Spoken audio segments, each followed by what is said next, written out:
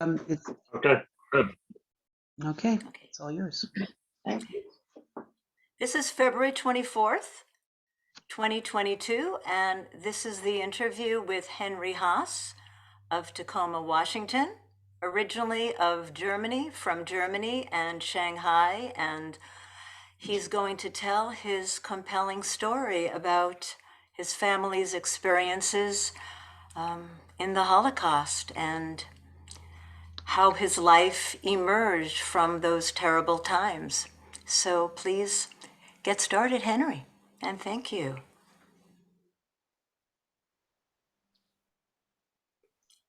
Oh, I'm sorry, but did you want me to just start and give an overview of the story? Just give an overview of the story, and I'm looking, Henry, at the 11 items you sent me back in December after we had our Zoom meeting as we got to know each other.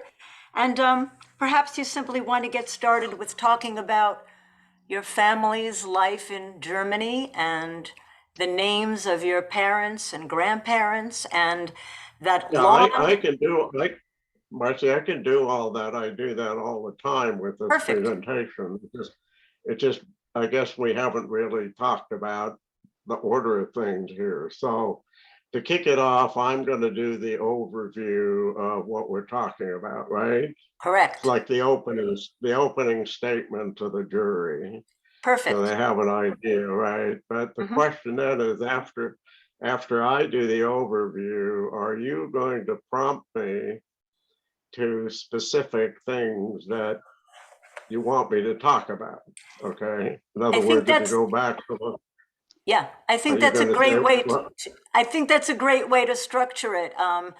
Why don't we talk about the pre-Shanghai cogent parts, the more linear history as we exchanged in our emails, and I will ask questions at the end if I feel there are those, personalized details that you might have left out. I'm aware that you don't really have memories of those times. And yeah. Well, I did. No, Marcy, I'm sorry. Maybe we should have talked again before we went to the actual filming here. The proposition is that I know this story very, very well, right? I know the big story. I know about my parents' history, my grandparents' history. I know about when we arrived in Shanghai. I know where we lived. I know about what went on in Shanghai. Okay. But I'm assuming you don't want me just to ramble about all of that. Okay. So what I guess I'm suggesting is that if you want to start this off by having introduced me, and then from there, I can probably in 10 minutes or whatever, I can give the overview, the whole story. Okay. But then from there, I don't have the laundry list in front of me of whatever I did make a sheet where I put down the topics. Okay. We talked about friends, about school, about food, clothing, about religious life, and so forth and so forth. But I guess I thought after we get started, then you would prompt me to specific things you want me to talk about. Yes, absolutely. That's absolutely, I think, a good structure and a good and interesting way to tell an already compelling story with those personal details. Okay.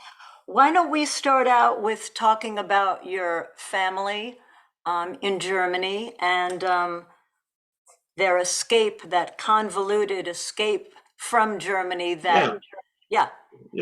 You ended up in Shanghai. How we got to Shanghai. Yes, okay? Exactly. That would be perfect. And say the names of your parents and grandparents and yes. Data. As I said, it's almost like I'm doing the PowerPoint presentation, but a capsule of it. Okay. Perfect. That's great. Okay. So, are you ready? Yes, absolutely. Okay. All right. So my parents, whose names were Hans Ivan Haas He was later known in the United States as John Haas. And my mother, who was born Gerda Buchheim, they were both born in Berlin, Germany, and both of their families had histories going back centuries in Germany and as German citizens who practiced the Jewish religion. And both families practiced the Orthodox Jewish religion. And so my parents were born there in 1911, 1914, respectively, in Berlin. In fact, the two families lived in the same apartment house. And so my parents knew each other growing up as children. My paternal grandfather, my father's parents rather, was Samuel Haas and Selma Haas. Now, they spelled their last name Haas because my grandfather, my paternal grandfather, had immigrated as a young man from Hungary to Germany in order to find work. And then he married my grandmother and so forth. And so they owned and operated a small, modest sort of provisions, grocery type store in Berlin. That apartment house they lived in was located near Alexanderplatz, which is a very famous location in Berlin. And on my mother's side, though, my grandparents were partners in a kosher meat distribution business of some substance and consequence. For instance, they produced kosher meat for cruise lines and that sort of thing. And so her family was quite well off, and they had a chauffeur, and they had a maid, a woman that my mother sort of grew up with, and so forth. And so so those were the circumstances that my parents were born into. My father had 3 siblings. He had 1 brother and he had 2 sisters. And his younger brother, Herbert Haas, ended up in Auschwitz. He was only 23 years old, and he and his 21-year-old wife were both very religious, and they were trying to escape to what was then Palestine, where they were picked up in Holland by the Germans and then eventually ended up in Auschwitz. But that was my father's younger brother. My father had 2 sisters. One of them, her name was Hilda, but her nickname was Mushy. She married a Jewish fella in Berlin in about 1933.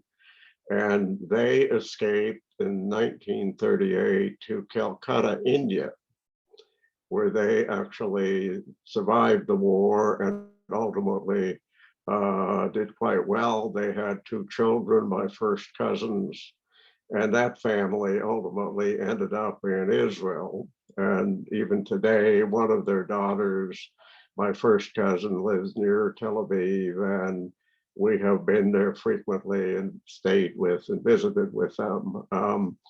And so that was my father's side of the family. My mother's side of the family, she had 1 sister, Hilda, who was about 4 years older than she was, and ultimately Hilda, who married a man named Benjamin. They also ended up in Shanghai, and they had a son, my first cousin, Arnold, who was in Shanghai also. And today Arnold lives near San Francisco in Pacifica. He's about 4 years older than I am, and I forgot one of my father's other siblings, whose name was Gina, Gina, and she married a man in Berlin, still married a man named Shalama, who was a cantor in an Orthodox synagogue. And they also ended up in Shanghai where they had one son, my first cousin, Arno, who's passed away. But in Shanghai, Joseph Shalama actually ended up as the cantor in the Orthodox synagogue in the refugee ghetto area in Shanghai, which we will probably talk about later, the synagogue, okay? And so essentially, that's a description of my immediate family. And the other thing I should add is that my maternal grandfather, Max Buchheim, Buchheim, the one with the kosher meat business. He was a German soldier in the First World War, and he and my grandmother, when the time came, would not go to Shanghai. They were attempting to get visas to come to the United States, and unfortunately they didn't make it. And my grandfather, Marx, he thought he would be protected because he had served in the German army, as I think many others did. In fact, he was awarded the Iron Cross, and he actually was captured by the Russians and ended up as a prisoner of war in Russia, and did not come back to Germany until about 1920. After the World War had ended. And so, and those grandparents actually were among the very last Jews to survive and be deported from Berlin in the spring of 1943. I read a book about the last Jews of Berlin, and apparently by that time, 1943, there were maybe about 5,000 of them left who managed to survive that long. Some of them in hiding. My grandparents were not in hiding. But what had happened is that they had they had in this apartment house, they had quite, as I understood it or understand it, they had a fairly substantial living space with multiple rooms and that sort of thing. And so eventually, by the time they were picked up, other people had been moved into their house and they were living in one room. And the reason I know this very specifically is that in 1963, when my wife and I were married, we took a trip to Europe. And among other things, we went to Berlin at that time. And at that time, I was born in 1938. We haven't gotten to me yet, but I was born in 1938.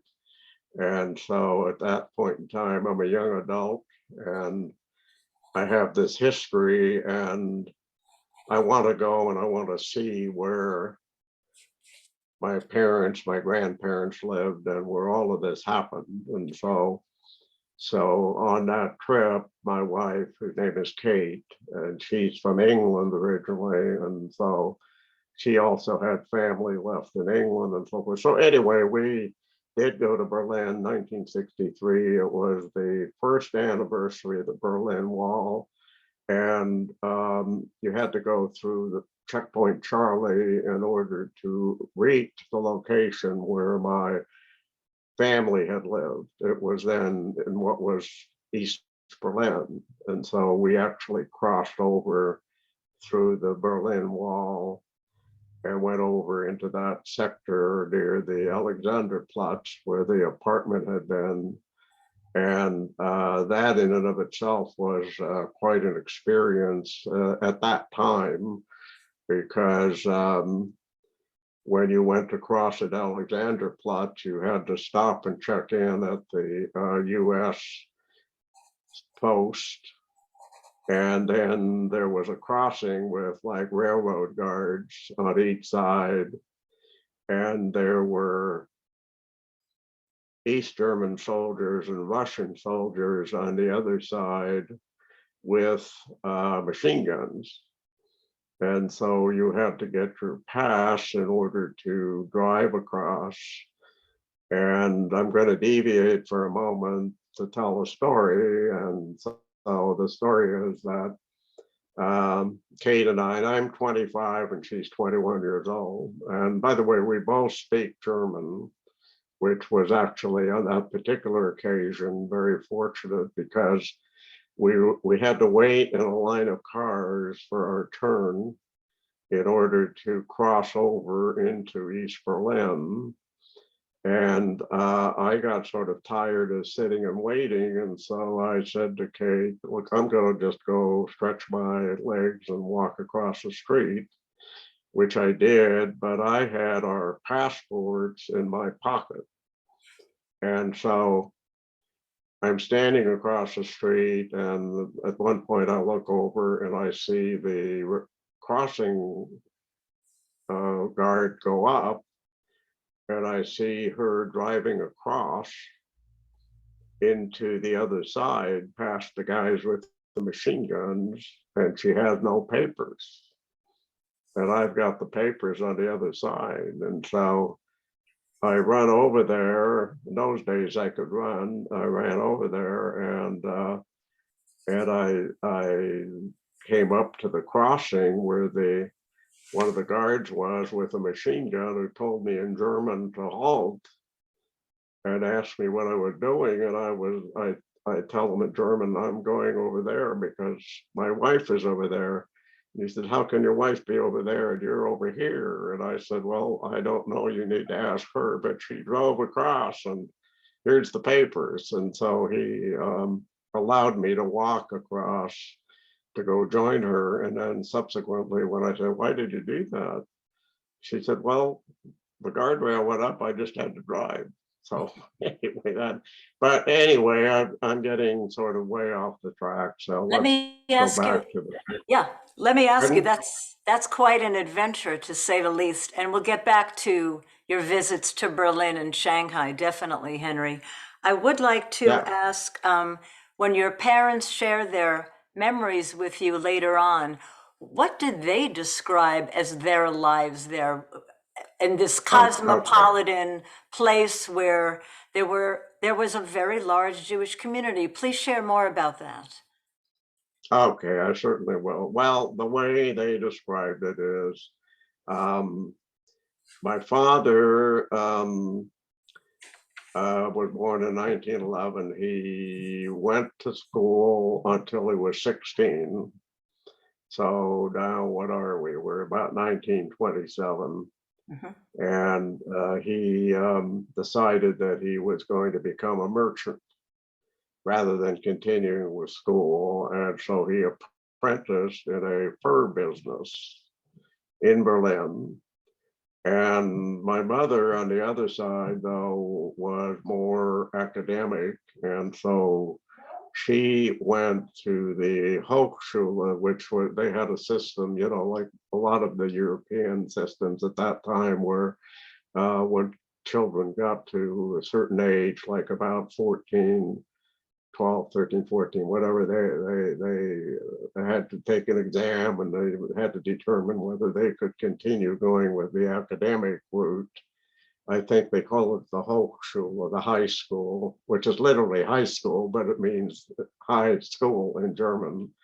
And so she went that route, and her intention was to become a teacher. And so she finished her high school, and then she went on into the university starting in the 1933, 1934 era, okay? And as I always understood it, through those early years and through the 1920s, and even up to the point in 1933 where Hitler became chancellor and the Nuremberg laws were enacted and so forth. They went about their business. They were young people. They liked fun. They liked to go dancing. They liked to go out to the beach with their friends. Their family pictures where they're out on the beach, they're vacationing. And so my impression has been that despite what was going on around them, that they were enjoying their life and they were still trying to live as normally as possible. Okay. They even went to the 1936 Olympic Games in Berlin. That's that famous episode where the American sprinter Jesse Owens won the 100-yard dash, and then Hitler turned his back and left because he wasn't going to acknowledge him. But they they were in that crowd in that stadium of I don't know how many people it was, 100,000 or whatever. You see old film clips of that from here on occasion. So that they were going about their business, excuse me. Were they fearful about being at that very well-known 1936 Olympics in Berlin? Well, as Jewish people? I mean, please say more about that. I don't think so. My impression was, but they were also not oblivious to what was going on because they were, especially, my father was a pretty savvy person. And later in the story, we'll probably come across the proposition that in 1933, he applied for Czechoslovakian citizenship. And he was able to do that because I mentioned earlier that his father had actually immigrated. And so the law was that even though he was born in Germany, he could apply for dual citizenship in effect, okay? And in 1933, he obtained dual citizenship, and we even have a certificate in Czechoslovakian, which says that he has that citizenship for a period of 10 years. And that later turned out to be a fairly significant event, okay? And so I've gotten way off the track with the story. So if I can resume it, so I think it fits because in the middle of all of what we're talking about, in 1935, and they were childhood sweethearts, right? Told you they grew up next door to each other and so forth. And so they get married in 1935 in Berlin, okay? And then they continue to try to live their lives as best as possible until I am born on April 8, 1938. And by then they had decided they needed to leave. And they decided my father, I believe the story is, wanted to leave earlier than that. But after my mother became pregnant with me, she wanted to have her baby in Berlin. She didn't want to go to some unknown destination or place without first having me or the child. And so they stayed in Berlin long enough for me to be born. And then in April of 38, and then in July of 1938, they left Berlin, but without a specific ultimate destination. And from here is the story about what happens in terms of escaping from Europe, from that situation. Okay, so I have a the question first place, I have a question for you, Henry. yes, You said your father decided at some point, if I understood, that they needed to leave. It was yeah, delayed by your mom's pregnancy with you. right, Um, right. was it a series of events, cumulative events, that your dad finally saw, we got to get out? Yes, Yeah. yes, Okay. yes. That's a great question, as they say. So one significant event is I mentioned that my mother was studying to be a teacher, but already in 1935, she was no longer permitted to go to the educational school that she was attending with the intention of becoming a teacher. Okay, because she was Jewish. Okay, and obviously they also encountered the day-to-day prejudicial restrictions about not being able to go to parks, not being able to go to theaters, being restricted with regard to what doctors they could go to. And so they experienced all of that. And this is all cumulative with respect to them finally, my father, I believe, finally saying, we just can't, we just can't stay here any longer. So that's what built up to the situation. Okay. Did they And encounter any violence, harassment on the streets and the stores and the trams they were allowed to go on as Jews as the restrictions are tightening? Any specific stories or incidents that they shared with you later on? I can't say that I Okay. remember any specific horrific event, you Mhm. know, um, other than the fact that the social movement and usual things that people do were cut off. Okay. And I do think they witnessed other things happening, people getting beat up in the street, rocks being thrown through the window of Jewish stores and that sort of thing. So my impression is it was very clear to them that this situation had gotten to a point where, and of course, there were thousands of people leaving. I mean, that had left even between, the early 30s and at the point in time we're talking about 1938. So yeah, so that was the circumstance.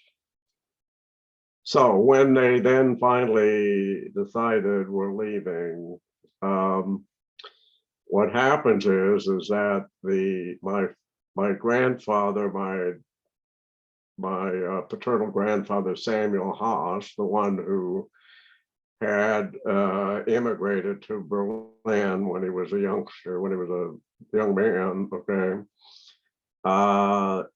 in 1936, because he was not a German citizen, he was ordered to leave Germany.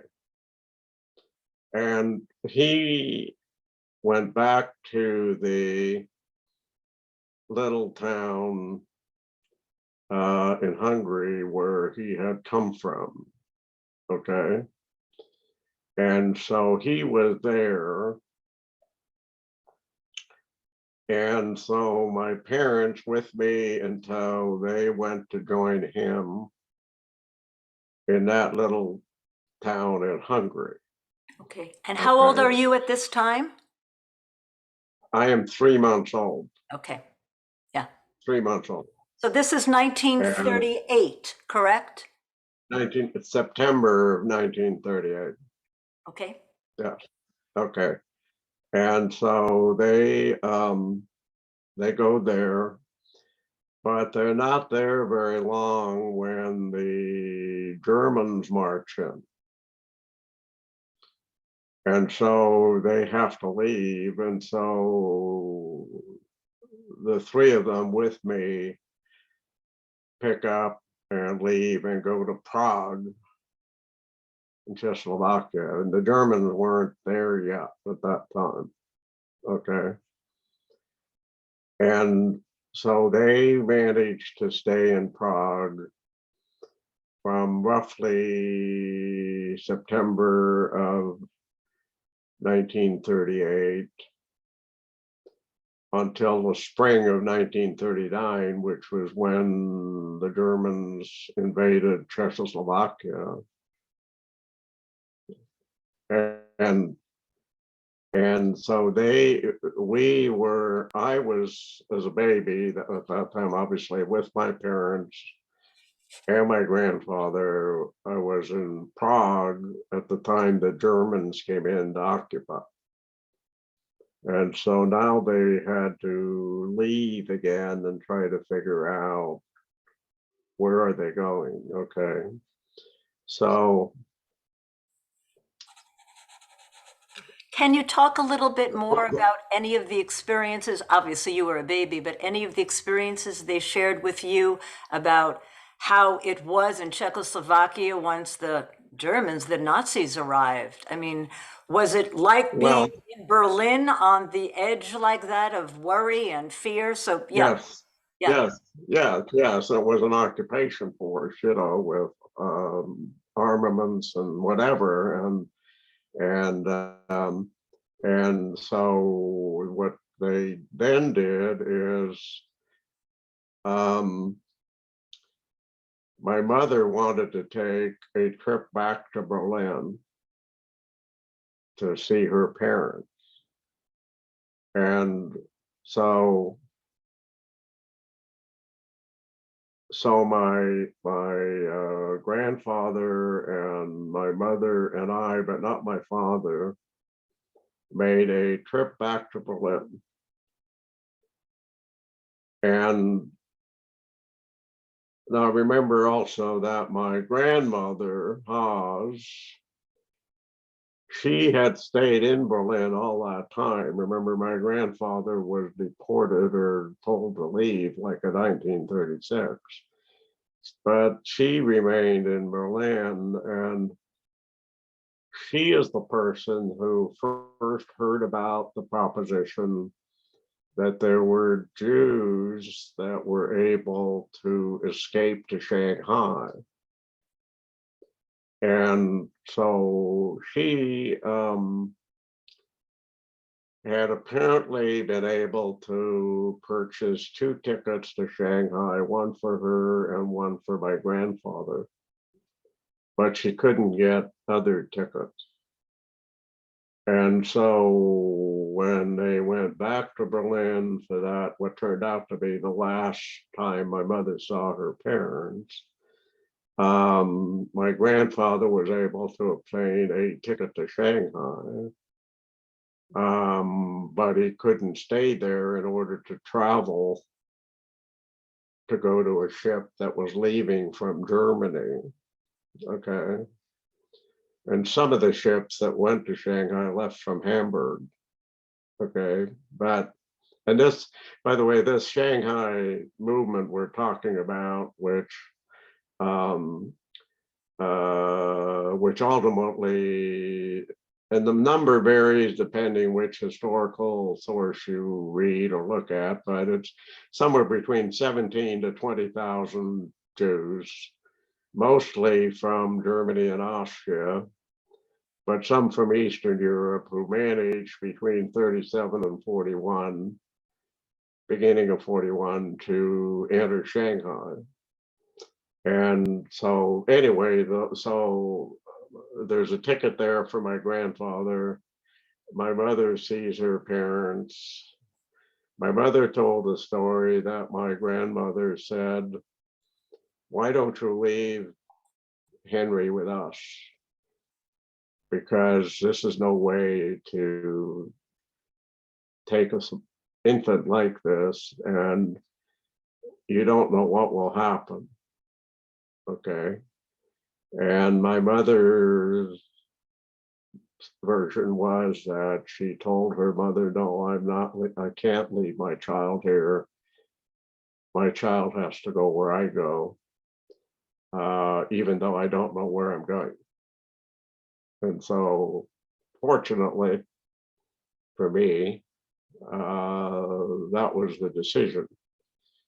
And so then after the visit back to Berlin, my mother and my grandfather and I go to a little Italian village called on the Riviera called Alassio. And frankly, we don't know, and I don't think we ever got a clear explanation about why Alassio in Italy. But that's where the three of us went, okay? Now, in the meantime, my father, remember I told you he was in the fur business, right? Or he was apprenticed, but then actually ultimately was in the fur business. He had gone back to Berlin in order to smuggle out furs to sell, to attempt to raise some money. And so he actually stuffed furs into bedding, pillow cases, bedspreads, and bundled them up and put them into suitcases. And apparently it's like, and then his route was from Berlin, he went to Amsterdam and he shipped the furs without him to Amsterdam and was able to retrieve them there and sell the furs in Holland to raise the money to try to have some resources, okay? And then from Amsterdam, he went on to Paris. Now, Paris, the story related to Paris is that my grandmother Haas had actually about 7 brothers, I believe. Okay. And one of her brothers had left Berlin already in the mid-30s. He had married a Catholic woman, French Catholic woman, who was from Paris, and they left and they ended up living in Paris. And so the destination for my father was go to Uncle Richard Wishod in Paris, okay? And in the meantime, as I mentioned, my grandfather, my mother, and I are in Alassio in Italy. And then they had to get to Paris to join up with my dad. Can you please spell the name of that place in Italy for us? If I can, Alassio, Alassio, SIO, I think it is. I could be awful, but I'm doing it phonetically, but it's Alassio. And so now they had to figure out how do we get from Italy, how do we cross the water here to go to France? And then how do we get to Paris to join up with my father?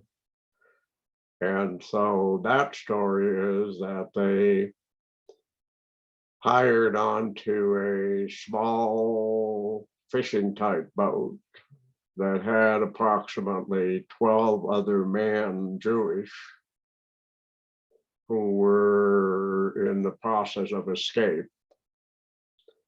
And so the little fishing boat had to go across the water to go to France. And the story my mother told was that the captain or whatever, the smuggler or whatever, the boat didn't want to take me as the baby because I would make too much noise. And the ultimate solution was to tape my mouth. That they took some tape and they taped it shut during, I don't know how long that took. I don't think it was a long journey, but that journey across to the other side. Now, once they get to the other side and they disembark, they're in France, but they don't know where they are and whether or not they are finding friendly people or not friendly people. And so the story is that, and these 12 other guys that were there, some of them just split when they landed, and some of them were still with them. And so they found a farmhouse, and they needed to decide who would approach the farmhouse and knock on the door. And they decided it should be my mother with me in tow because she's a woman with a baby, right? And my mother also spoke French, which I think was another reason for this. So she agreed and she went up to that farmhouse, knocked on the door, having no idea who was in there or what she would find, or whether they were French or they were German or what they were. And the way she told the story is the door opened and she saw a French calendar on the wall. And she realized it was French, and they started chatting in French, and they took her in, and they turned out to be friendly. Yeah. Okay. Did she ever share, so, Henry, did she ever share any further details about that fishing boat trip? I mean, must have been crowded, and was it smelly, or any other details about that? Yeah, and can you well, clarify? Yeah, go ahead. I think my vision, at least the way that I understood it was expressed, it was a cold, dark night, Mhm. and in this little boat, and you didn't know what would happen, and then you didn't know what would happen when you knocked on the door of this farmhouse, right? Oh, And yeah. so, Must have been terrifying. What year is this again, Henry? well, we're now into the spring of 1939. Yeah. Okay. Okay. And Did by your this mother time ever I'm say how scared she was when she knocked on that door? Any more details? That must have been such an incredible moment. We're either going to be safe or not. I don't really remember her talking about being scared. I remember her sort of talking in general, not so much the specific portion of it, of just being young. And she didn't use the word stupid. I mean, she wouldn't use that word, but I got the impression it was just like we were young and we just had to do something, you know. And But she and she but had but also, and she had a baby in her arms, and the value of a young woman with a baby in her arms who's not going to help, right? yes, yes. Yeah, But something like that. what also happens now, they're on the French side, and that apparently there are some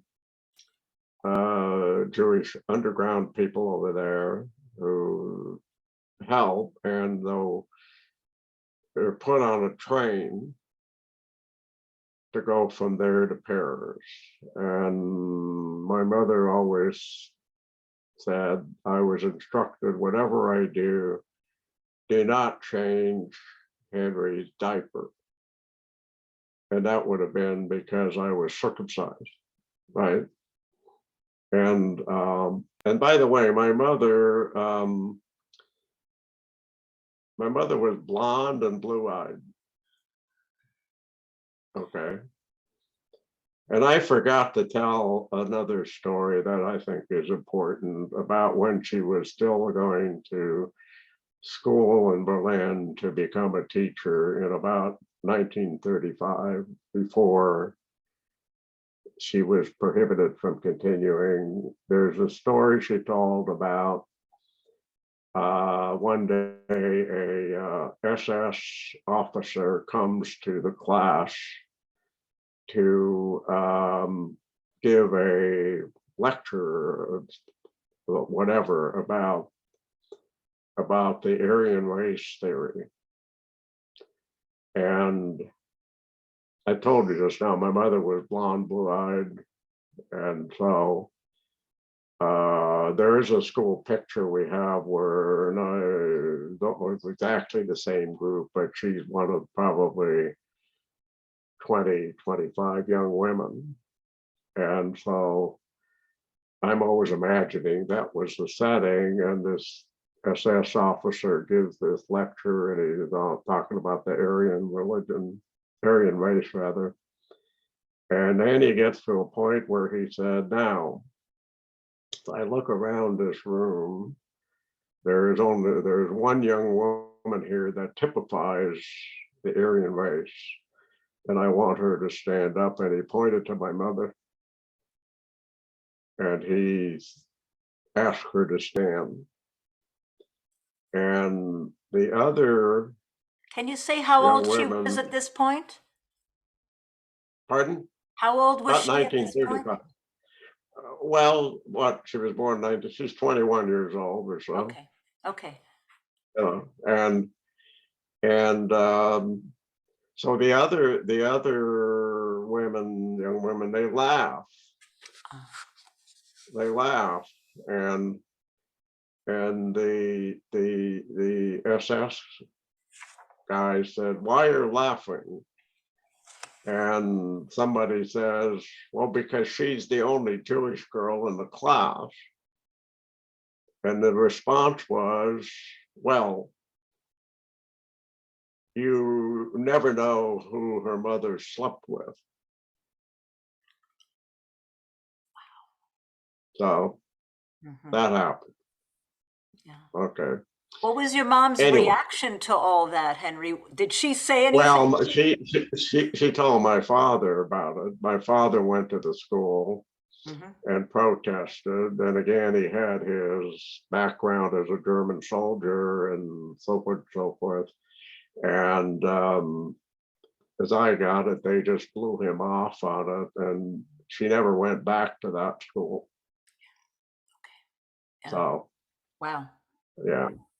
But okay. So I believe we're at the point. You were on the train to Paris, and your mom was told, That's right. Don't change That's his right. diaper because that'll show he's Jewish because he's circumcised." Yeah. That's right. That's Yeah. right. Okay, but so we do make it to Paris, and they're reunited with, oh, and I forgot one detail is that, maybe I said it, but my grandfather, who's got a ticket to Shanghai, does not go to Paris. He manages legally to go, because he has that ticket. He manages to go to some of the ships left from Italy also. And I'm trying to remember the port, but not coming to me, but he went from Alassio directly to whatever the port was in Italy, maybe Genoa, I'm not sure, where his ship was leaving for Shanghai. So it's my mother and I who were going to Paris, and we are there reunited with my father, and at this point we have to get tickets because now the decision was made. There's no place to go except to Shanghai, and I don't know whether this is a good point here where you want me to interject. Why Shanghai? What was it about Shanghai that caused these 17,000 people to be able to go there? But I think maybe this is a good point. Okay. That's a good point. Okay. Yes. Can you also So say a detail? You said a while back, Henry, you said your paternal grandmother had heard about Shanghai as a place to go, and you'll explain in a Yeah. moment why. Did you ever hear exactly from whom and how she heard about Shanghai as being a safe haven? I don't know, except I'm imagining or thinking that there were people who were actually leaving from Berlin that she knew that were doing the going to Shanghai. Okay. Okay. Okay. Now, the reason for this opening in Shanghai for these 17,000, 20,000 people to get in between, as I said, between 1937 and the beginning of 1941. Okay. It was the only place in the whole world, literally, that you could enter without papers.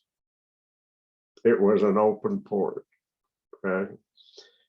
And by the way, there are several documentaries that have been made about this whole story, and one of them is called The Port of Last Resort. And the reason is, of course, what I just said, okay?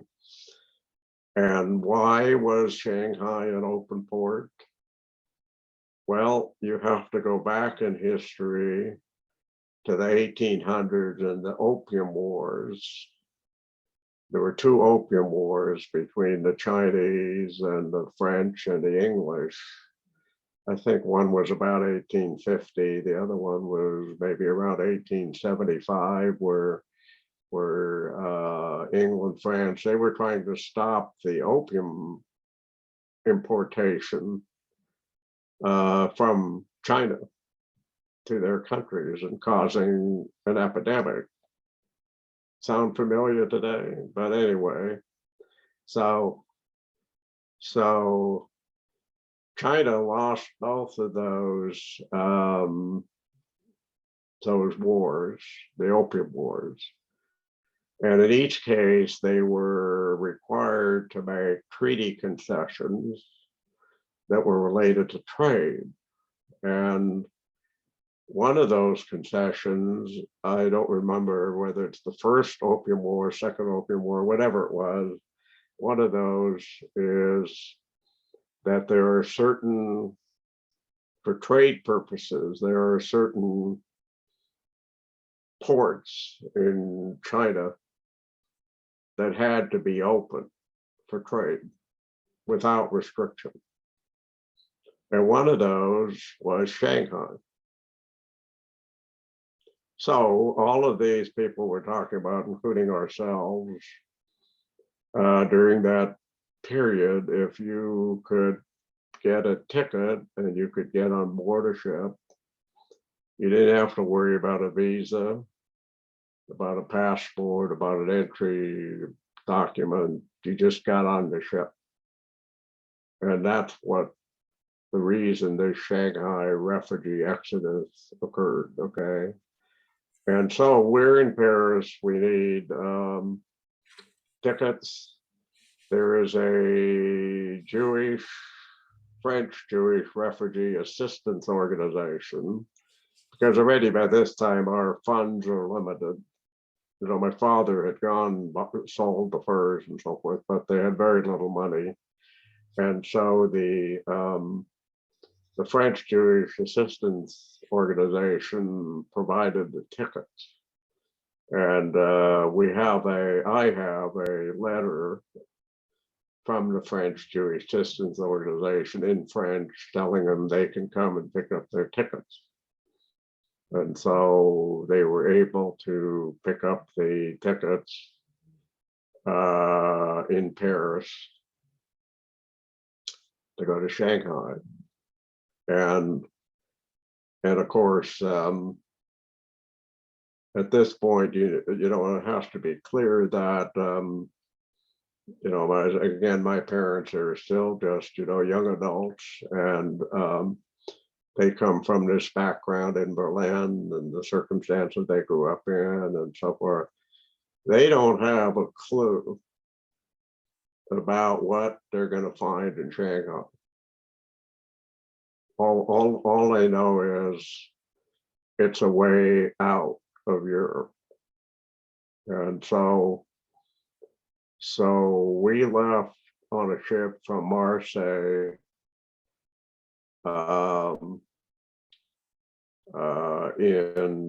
in July of 1939. The voyage took 3 weeks. It went first to Egypt and through the Suez Canal. And then it went around the Horn of Africa. It went to Sabuto. It went to what was then Ceylon. It went to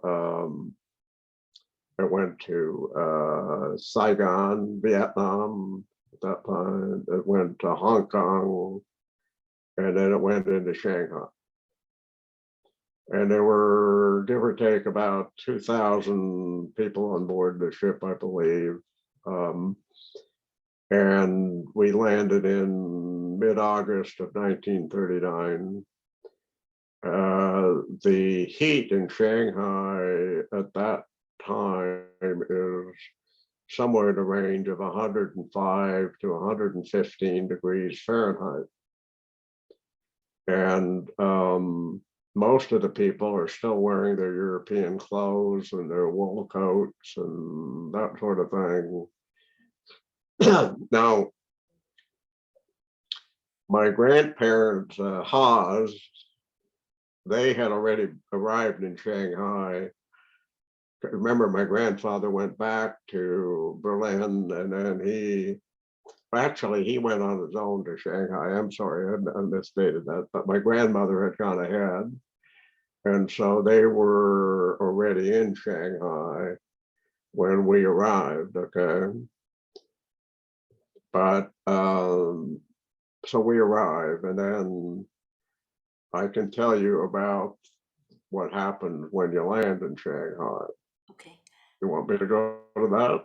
Yes, let's start talking about this amazing life in Shanghai. And you're how old when your family arrives there, Henry?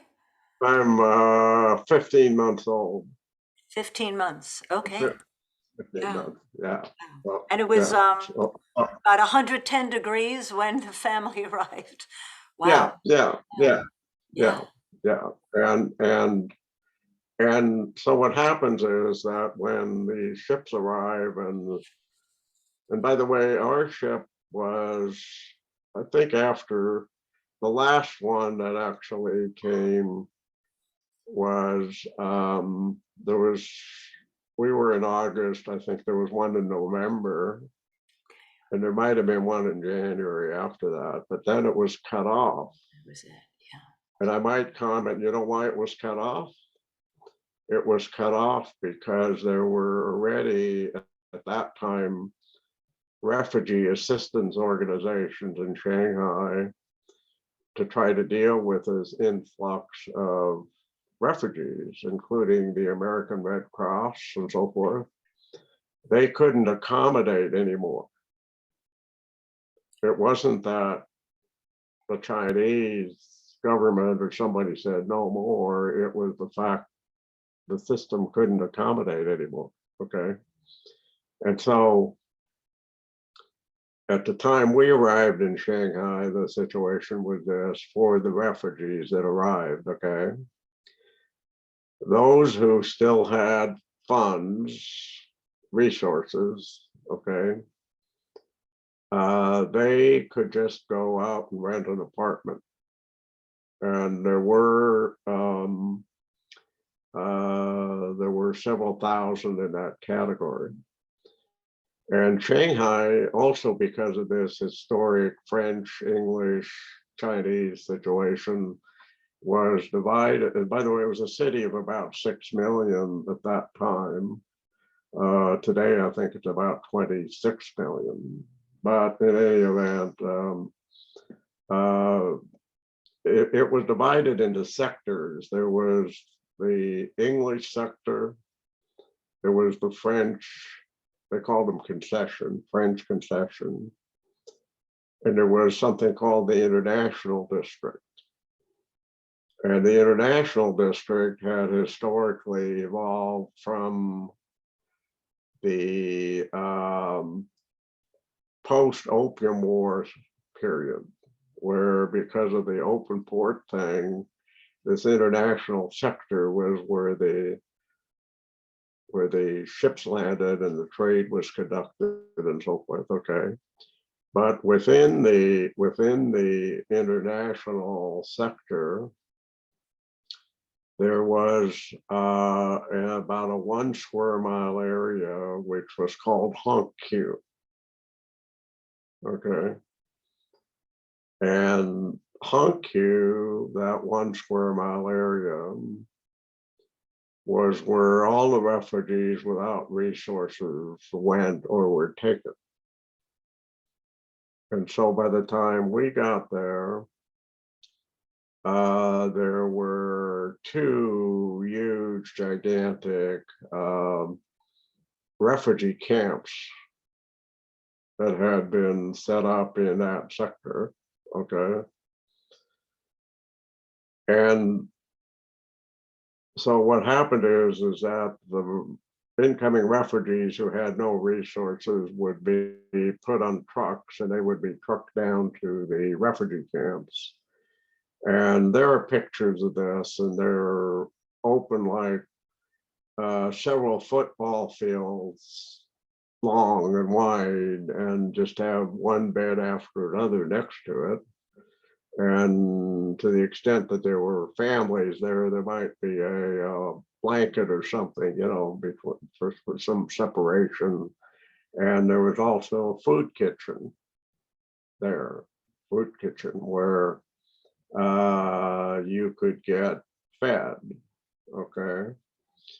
And so when you're taken down there, and then the explanation from that point is that you can either choose to live in the refugee camp, or you can try to go out here in Hongqiu, in that approximate 1 square mile area, and you can go rent a room, not an apartment, a room, okay?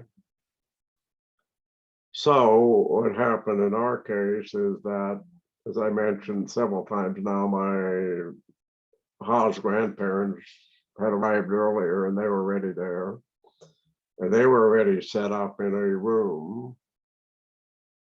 And so we went or were taken to them, where my mother tells the story that, and by the way, the other thing, my mother's description about arrival is, aside from the heat, is massive crowds of people, beggars in the street, even dead people in the street, and hundreds of rickshaws, you know, no automobiles. And she does tell the story, and this is in her, she filmed one of these stories, and she tells the story that when she arrived and they needed to go down to the area where my grandparents were. She described it as just awful with the heat, the flies, humidity, the crowds. But she said she was permitted to ride in a rickshaw with me. And she says in the course of describing this, she said, even though it was Shabbos, well, Shabbos is Saturday, is the Jewish Sabbath, right? And if you're an Orthodox Jew, and her background at that time and was Orthodox, is that you're not supposed to, you're prohibited from riding in a public conveyance on Shabbos, on the Sabbath. And so even this rickshaw would have been considered a prohibited means of transportation on the Sabbath, right? But she describes it as I was permitted because I had the child. So that she was in effect given a religious exemption on the basis that she shouldn't have to travel otherwise, right? So, but anyway, yeah, go ahead. Henry, can you explain, please, why there were bodies in the streets? Yeah, there were bodies in the streets, and I that when we get to my own recollections, I can tell you the same thing. Mm-hmm. There were bodies in the streets because people were so poor among the population that there were actually families living in the streets. They would be on a mat and they would have their worldly belongings with them, and then somebody would die and they would be there left on the street, and then the municipality, the government, somebody I think would eventually come along and pick them up and dispose of it, you know. But yeah, and I even remember seeing scenes like that. Okay, but anyway, the point is that we, on arrival, then end up at my grandparents' place, little place, and my mother described it as the proposition that my grandmother had made a meal and somehow put together the makings of a meal, and my mother was crying and was like, oh my God, you know, and so forth. And she says, my grandmother was a very short lady, about 4'11". But as I've always described her and others have, if she had to run through a brick wall, she would do it. But in any event, my mother describes her response as saying to her, "It's not so bad, my child. It's not so bad because we're here, we're together, and we will survive." Okay. And so that was as I understand it, that was the immediate introduction to Shanghai, both what it looked like, the area to live in. Yes. Yeah, Hangku, how do you say that, please? Hongqiu, Hangqiu. Hon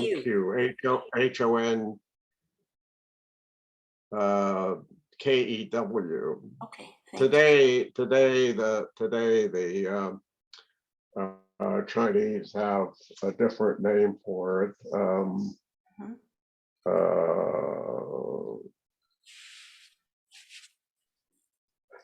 I don't know if you can see the brochure. Can you Yes, see that? yes, Okay.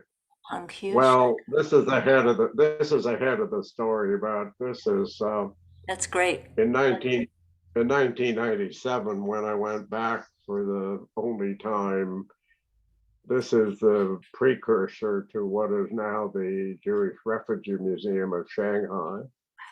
But this was the brochure that they had at that time, but it's got honky on it, okay? Yes, thank you. So, I understand it was yeah. called A Ghetto Without Walls.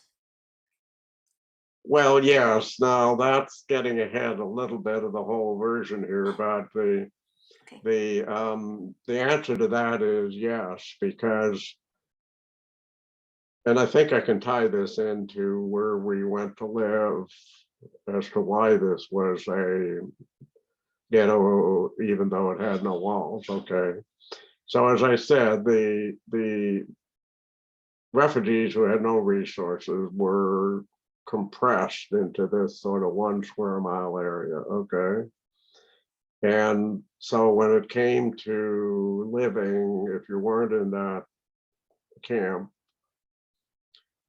there were the area had historically been developed by the English, and the English had constructed row houses, okay, and I guess we would call them small, what at one time were maybe small apartment houses, maybe 3 stories high, and they were sort of one after another, but they built a big wall around the whole complex of these buildings with a main entrance to the whole complex, and they called them a lane, Lane.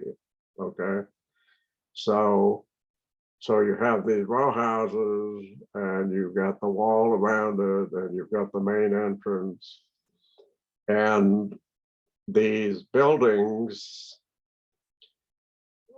were acquired at that point substantially. They were by Chinese owners, and with the influx of all of these refugees and they needing a place to stay, they converted them into single room complexes, okay, and rented them out.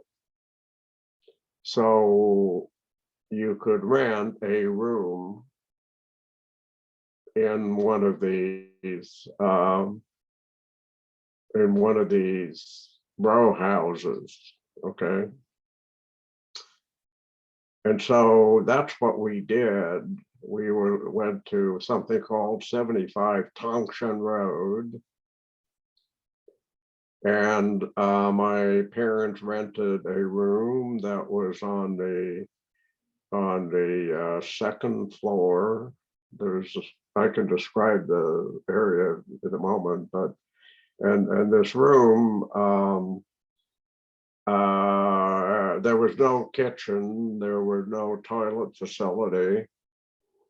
It was just a room where you could have a bed and you could have a little table. And so we moved into that room, and we were in that single room for 8 years. That's what I experienced growing up in Shanghai, okay? Can you please tell the size of the room, Henry, and how many people lived there? Well, the 3 of us, my parents and I, in that one room, okay? There were other people in the building, including some Chinese who had a room, okay? And so the room was maybe about 10 by 14, okay? And so so that's where we were, and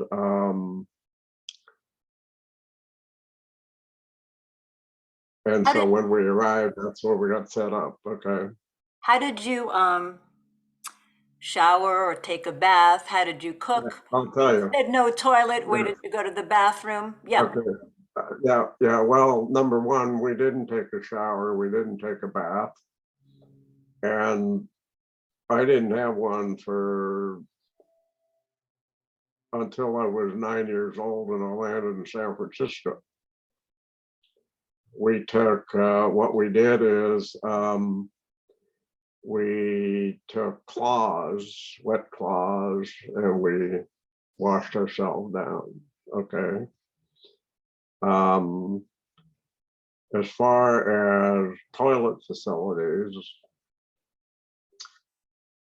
the Chinese would keep a honey bucket in their room.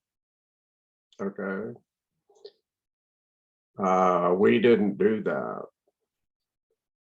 But on the top floor of the building, and that was number 4, when you went out, there was a small open area up there. And this is where we kept our little toilet facility. Okay. We used to call it the roof garden. So we would go up to the roof garden. And so, of course, one of the questions is what happens to this waste, right? So as I've described it, there's these row houses, and there's row houses on one side and the other side, and in between is a narrow area which could sort of classify as an alleyway that separates these structures, right? And so every morning, a man came down the lane, as we called it, pulling a wooden cart, and he would be calling out, yeah, yeah, yeah, yeah, yeah, whatever he would be doing, and ringing a bell. And everybody would come out with their honey bucket and would toss it into his cart. And he would go on about his business, okay? And as I have always understood it, I didn't witness it, that he went directly from picking up the waste to the river where the waste was disposed of. I think the Yangtze River, okay? So that was the toilet situation, okay? And the cooking situation was that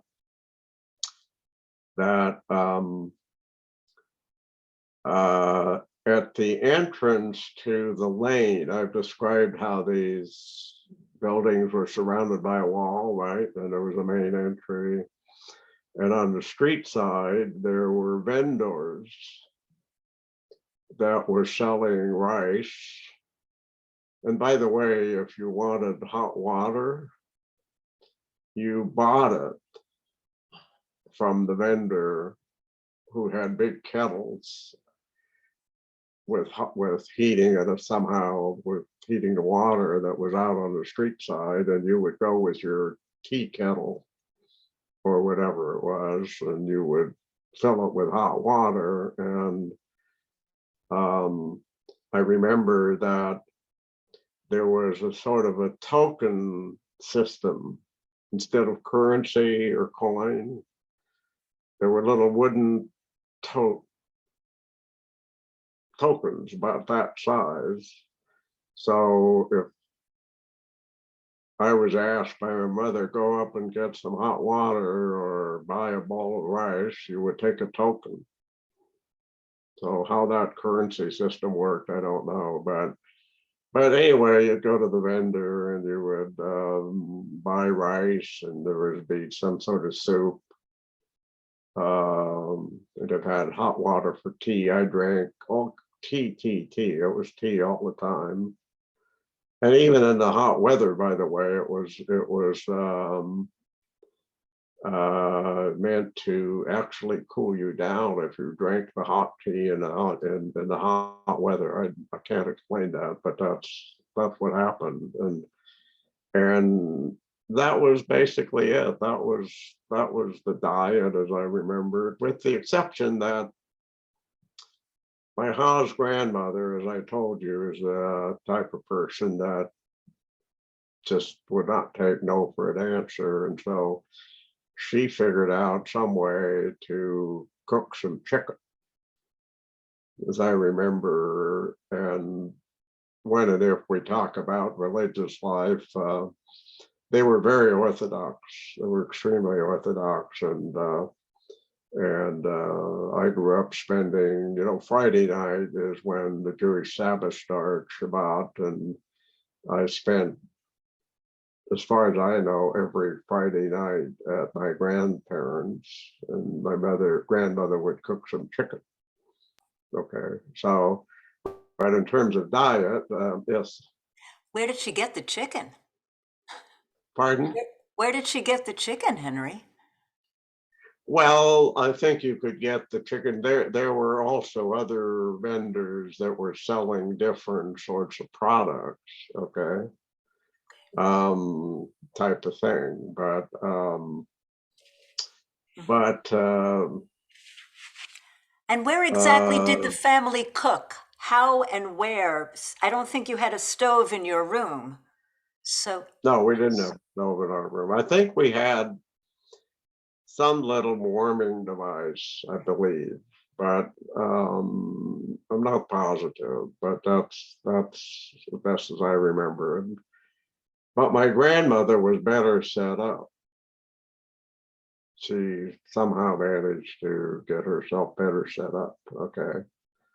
Um, so, so most of the refugees in Hongqiu ended up in these single room situations. And some of them even had 5, 6, 7 people living in one of these rooms. If they had a family with multiple children, type of thing. And but you were earlier asking me, why was this classified as a ghetto without walls? Okay, and maybe this is a good point to take off on that. Okay. It was a ghetto without walls because outside of the refugee area that we're talking about, okay, first of all, in order to do anything out there, for instance,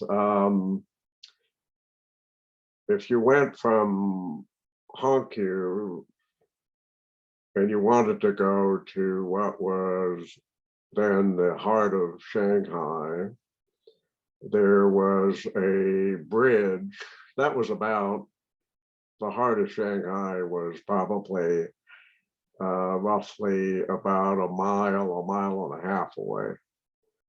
And you crossed across a bridge, which is called the Garden Bridge, which is still there. That bridge is still there. And you went down to what is called the Bunt. And the Bunt is a historic name for the waterfront. And the Bunt was full of luxury hotels. Okay. There was a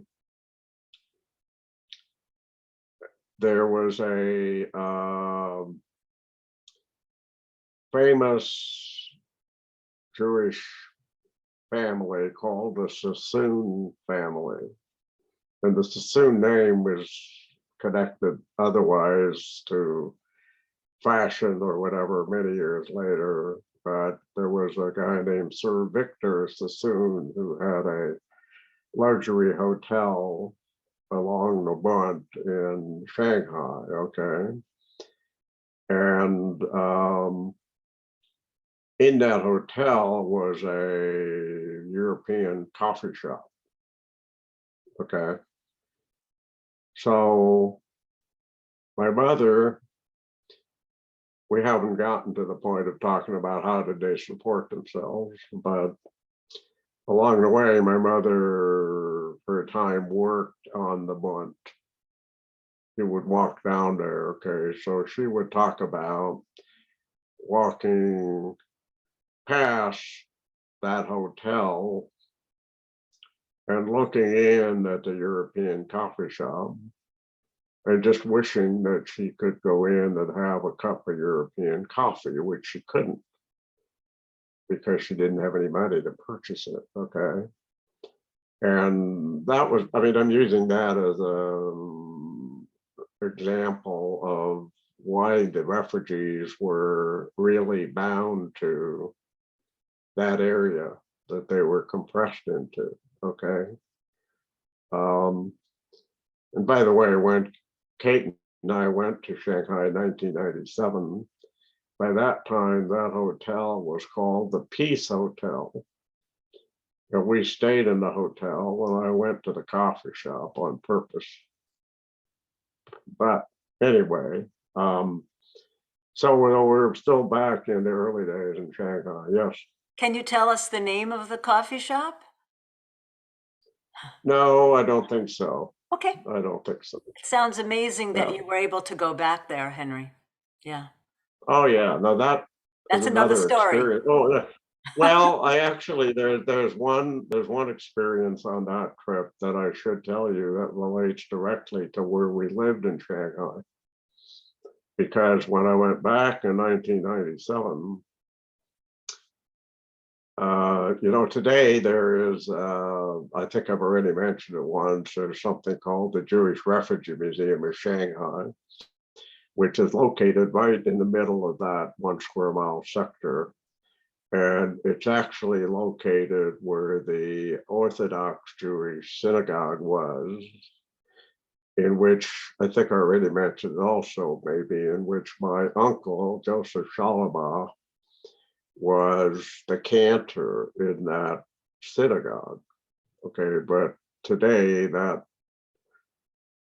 museum, the Jewish Refugee Museum, which anybody can access online, and you can see exhibits and narratives about this whole story. But when we were there in 1997, this museum that is there now did not exist. But what was there was in the building where the synagogue had been. And by the way, the name of that synagogue was the Ohel Moshe Synagogue. And in the building in 1997, there were 2 rooms that were set aside as a mini sort of exposition about this Jewish refugee situation. Okay. This brochure that I held up earlier is the brochure from that little museum situation. Okay. But there was a Chinese man who at that time was probably in his 80s, who had the job of maintaining and sort of being there for these 2 rooms with the photos and all of that. And he called himself the curator of the museum. So when we went on that trip, I asked my mother to create for me a list of locations with addresses where we should go and where we would see what's there at this point. And I'll deviate a minute and tell you that in 1997, it was amazing that this area was sort of virtually intact. Okay.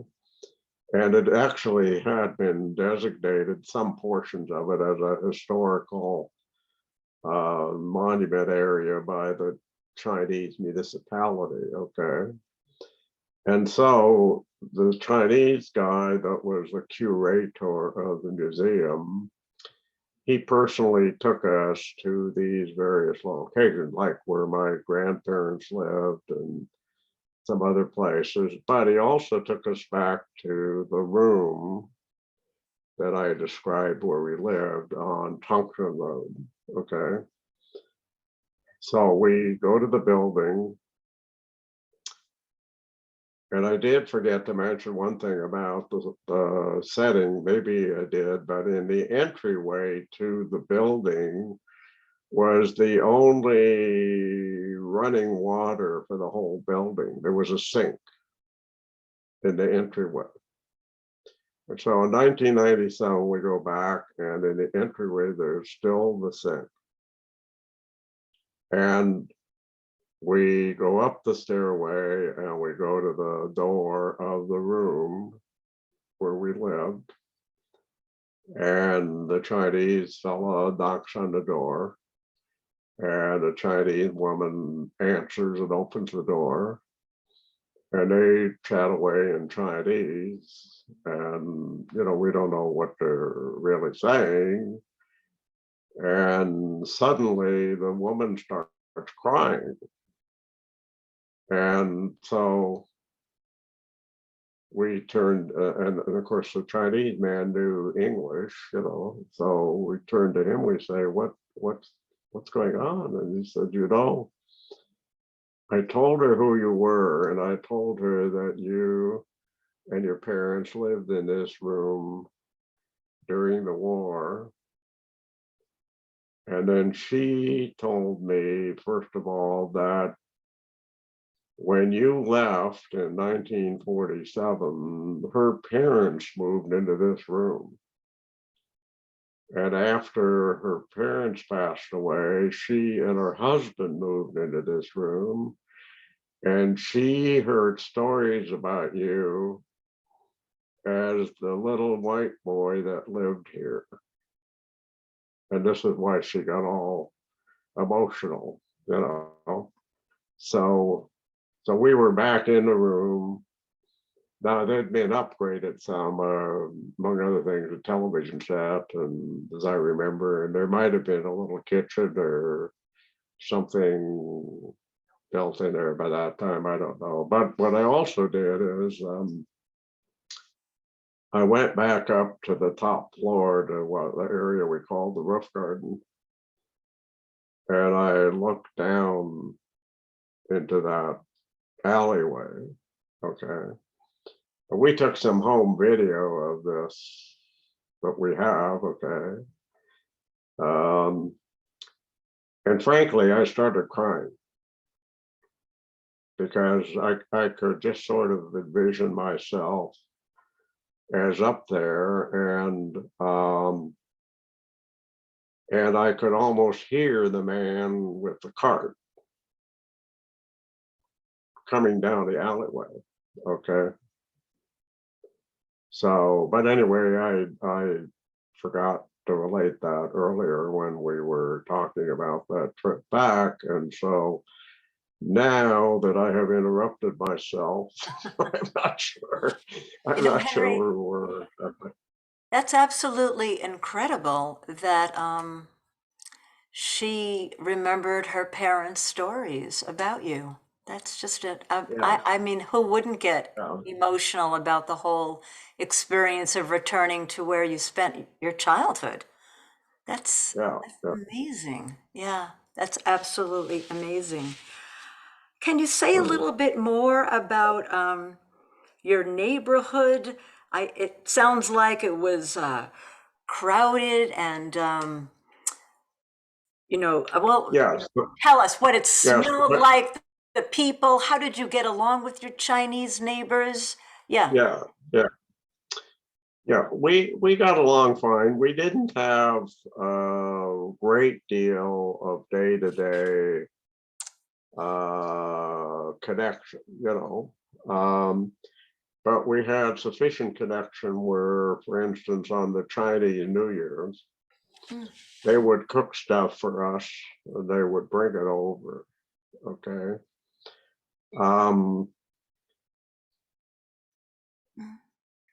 The streets everywhere in that area were totally crowded, full of kids, full of people, and somewhat unruly. Okay.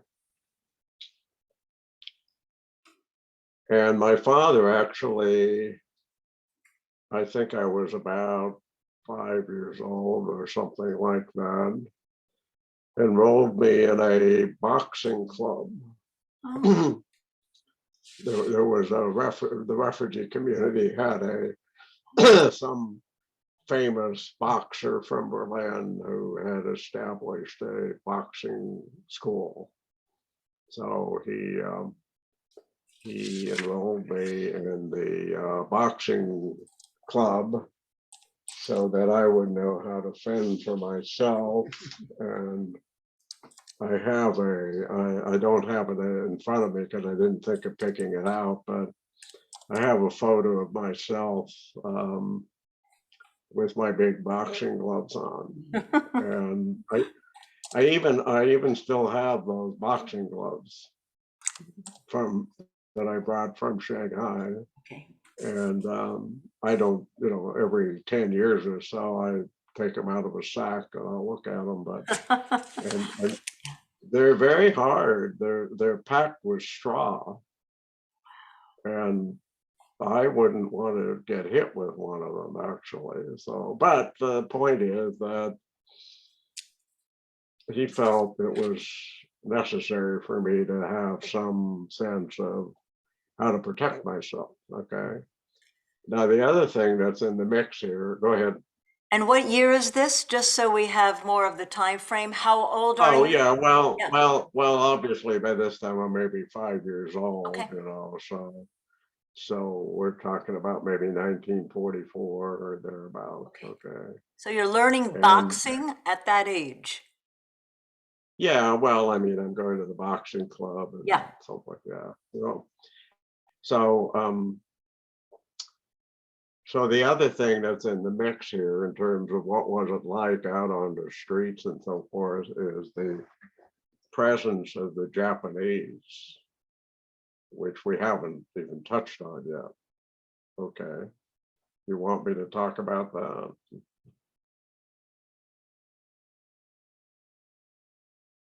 Well, the story is basically that did I lose your sound? Oh, I sorry. lost your sound. Yeah, sorry, There Henry. you are. I was going to Hi ask there. if you, first of all, if you need a break. Oh, yes. Well, it is. Oh, my goodness. We're having a lot of fun, aren't we? We are. Yeah, Okay, so it's almost 5. We're scheduled to go to 6. We could go a little bit later if you feel you want to finish the Shanghai portion of your story. And then tomorrow we could finish with your US life. But do you need a Sure. break right now? That sounds good. Okay, Okay. so let's take a break. Okay, about Okay. 10 minutes. Does that sound Yeah, okay? okay, that's good. Okay, so Okay, we'll be good. back at around 5 after 5. Sounds good? Okay, thank Good. you. Great. Great. Okay, so we were talking about where I lived in Shanghai and what look, here is a photo that was taken when I went back in 1997. And in that photo, to my left, I'm virtually at the front entrance to the building where our room was. And it looked remarkably intact, as I mentioned before, and it was in that building where the lady and her husband lived that had taken over the room. So that's what that is, okay? And another thing I did forget to talk about in the course of what we've gone over is that we're going to talk about Japanese presence here, but one of the things that resulted from that is that we all had to have a registration document, okay?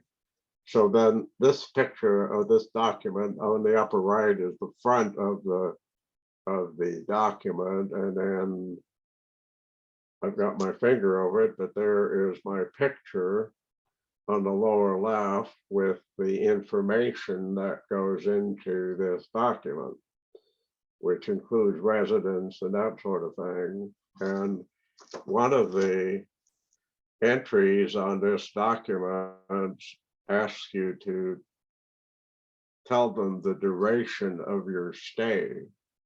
how long are you going to be in Shanghai? And the answer that was written in here is uncertain.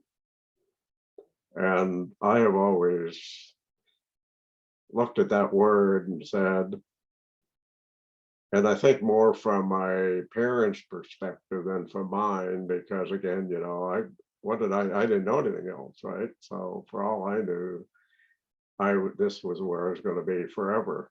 But from their perspective, in terms of how long is this going to last, and when and how are we ever going to get out of here and get back into some semblance of what we were used to, right? That word uncertainty is really appropriate, you know, and I should add that, of course, they didn't know what was going on in Europe. They had no idea. There were apparently some here and there. There was a illegal shortwave radio, and so there would be some stuff passed through, but the proposition that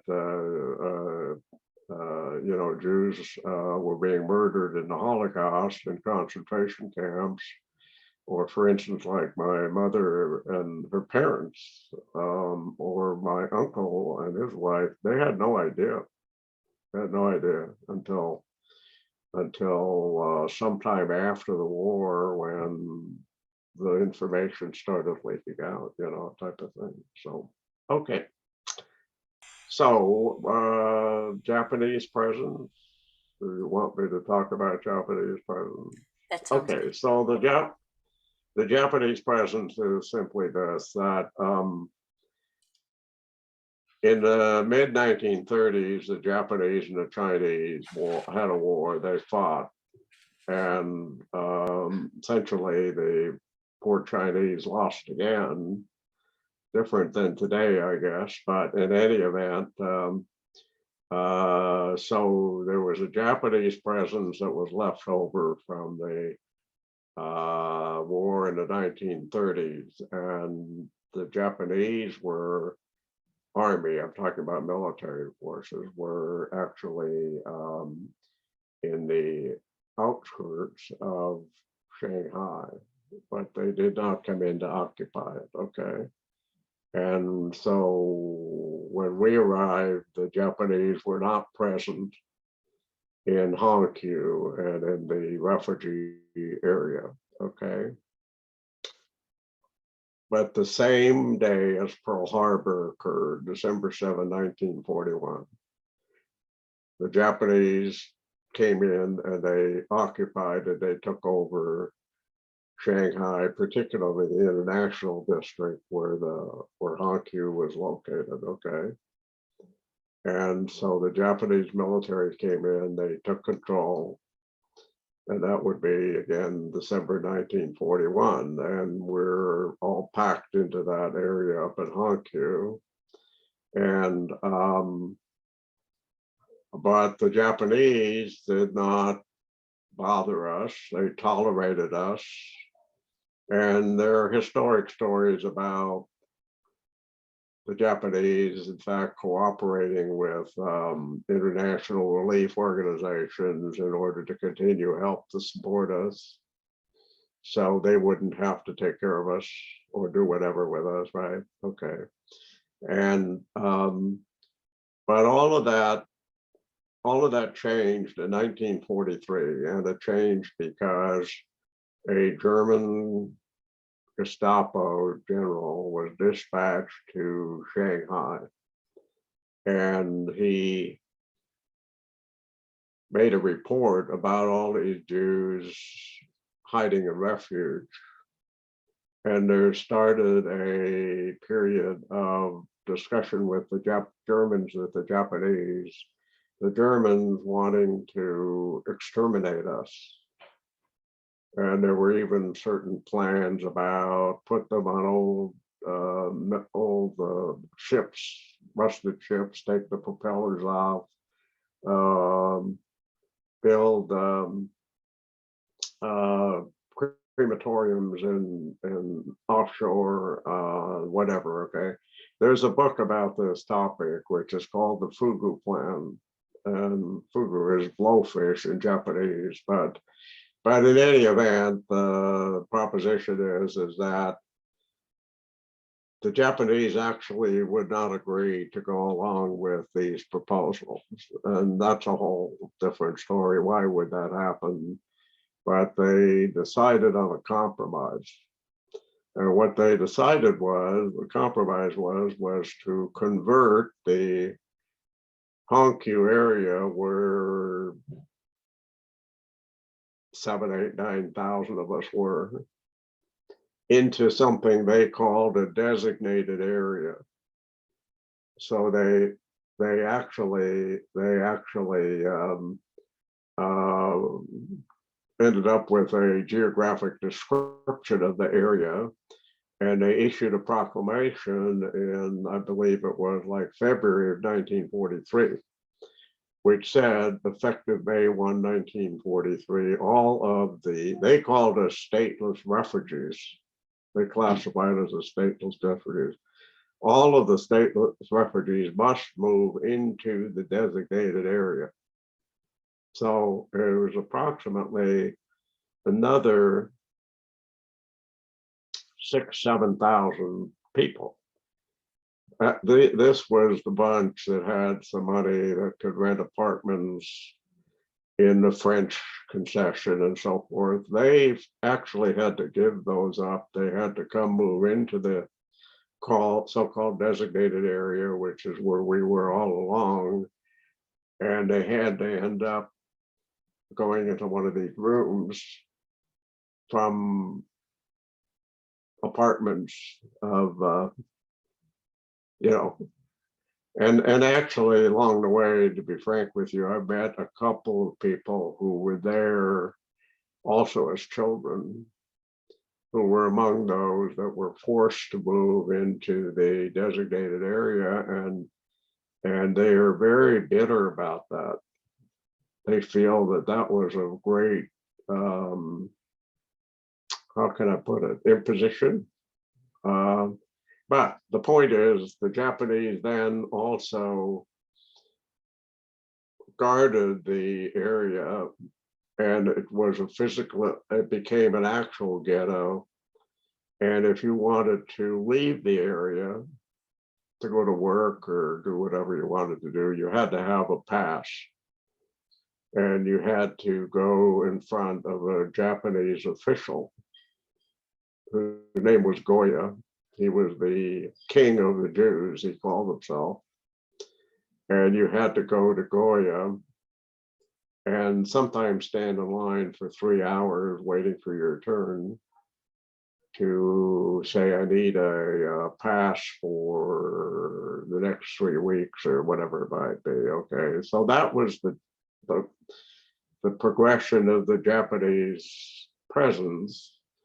And then my own recollections, of course, kick in with the presence of Japanese soldiers. And I also remember the Japanese actually then put a small Japanese military installation in the middle of in the middle of our area of the ghetto. Okay. And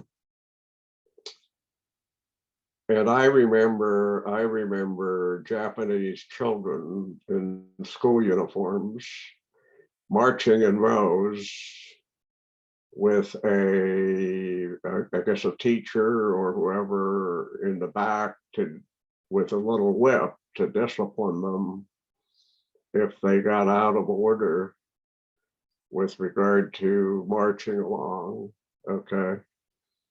I also remember the little military facility, the Japanese military facility. And one of the things that I've always remembered is, I don't know whether only one time or many times, but I remember walking past the Japanese facility, and I remember seeing Japanese soldiers playing some kind of a game where they had a ball and a stick that they were hitting the ball with. Okay. And later, when I came to the United States and I fell in love with baseball, I realized that what the Japanese soldiers were doing is they were playing baseball, is what I had observed. Okay. Now the other part of the Japanese story is that there were people. There was a jail. There was a jail they built within the ghetto area, and there were people that were dragged off to jail for various violations or whatever they did or didn't do. And then the other major impact was that in 1945, and I believe from about January up until the end of World War II, there were bombings into the ghetto, and the bombs were actually dropped by American forces who were returning from air raids over Japan. And they were dropping the bombs there because of the military presence of the Japanese. Okay. So one other story I want to tell you quickly, I know you want to get through a bunch of stuff, is connected to the Japanese situation. We haven't talked about how my parents made a living or how they got by, but my father, being a very independent, sort of also ingenious person, sometimes did, among not when we first got there, but later on. My father had a good natural singing voice, which unfortunately I did not inherit, but he had a good voice and he sang. And the Japanese soldiers loved to go to nightclubs and hear music. And my father trained himself to play the drums, and he ended up playing in small bands, among other things, in Japanese nightclubs. And believe it or not, believe it or not, the Japanese wanted to hear American songs. And my father learned how to sing various American songs in Japanese. And there was one occasion where years later in Tacoma, before Katie and I got married, we went to a place in Tacoma where they had a band. And my father was sort of known around town as being a singer and a guy that if you ask him to sing a song, he'd just be there in a moment. And so we're in this place where they've got the music, and the band leader says, no, my dad became John, right? Instead of Hans, he became John or Johnny. And the band leader shouts, hey, Johnny, come on up here and sing a song for us. And Katie, who doesn't quite know what's going on and isn't in tune with all of this, is sort of looking, what is he doing? And so my dad, first thing you know, he's up on the stage. And the band leader says, so Johnny, what are you going to sing for us tonight? And now my dad had a German accent, right? And he says in his accent of English, he says, I think I'm going to sing My Blue Heaven in Japanese. And he goes to the drummer, and the drummer's got the cymbal that looks a little bit like a Chinese, hat, and he takes it off and he sticks it on his head. The band starts playing that tune, and my dad starts singing. And Katie looks at me and she says, that really sounds like Japanese. I said, well, that's because it is Japanese. And she says, how does he know how to sing that in Japanese? She didn't realize it, So, but anyway, I couldn't resist telling that story. I'll be right back in just a second. I have to make one adjustment here. Okay, that sounds good.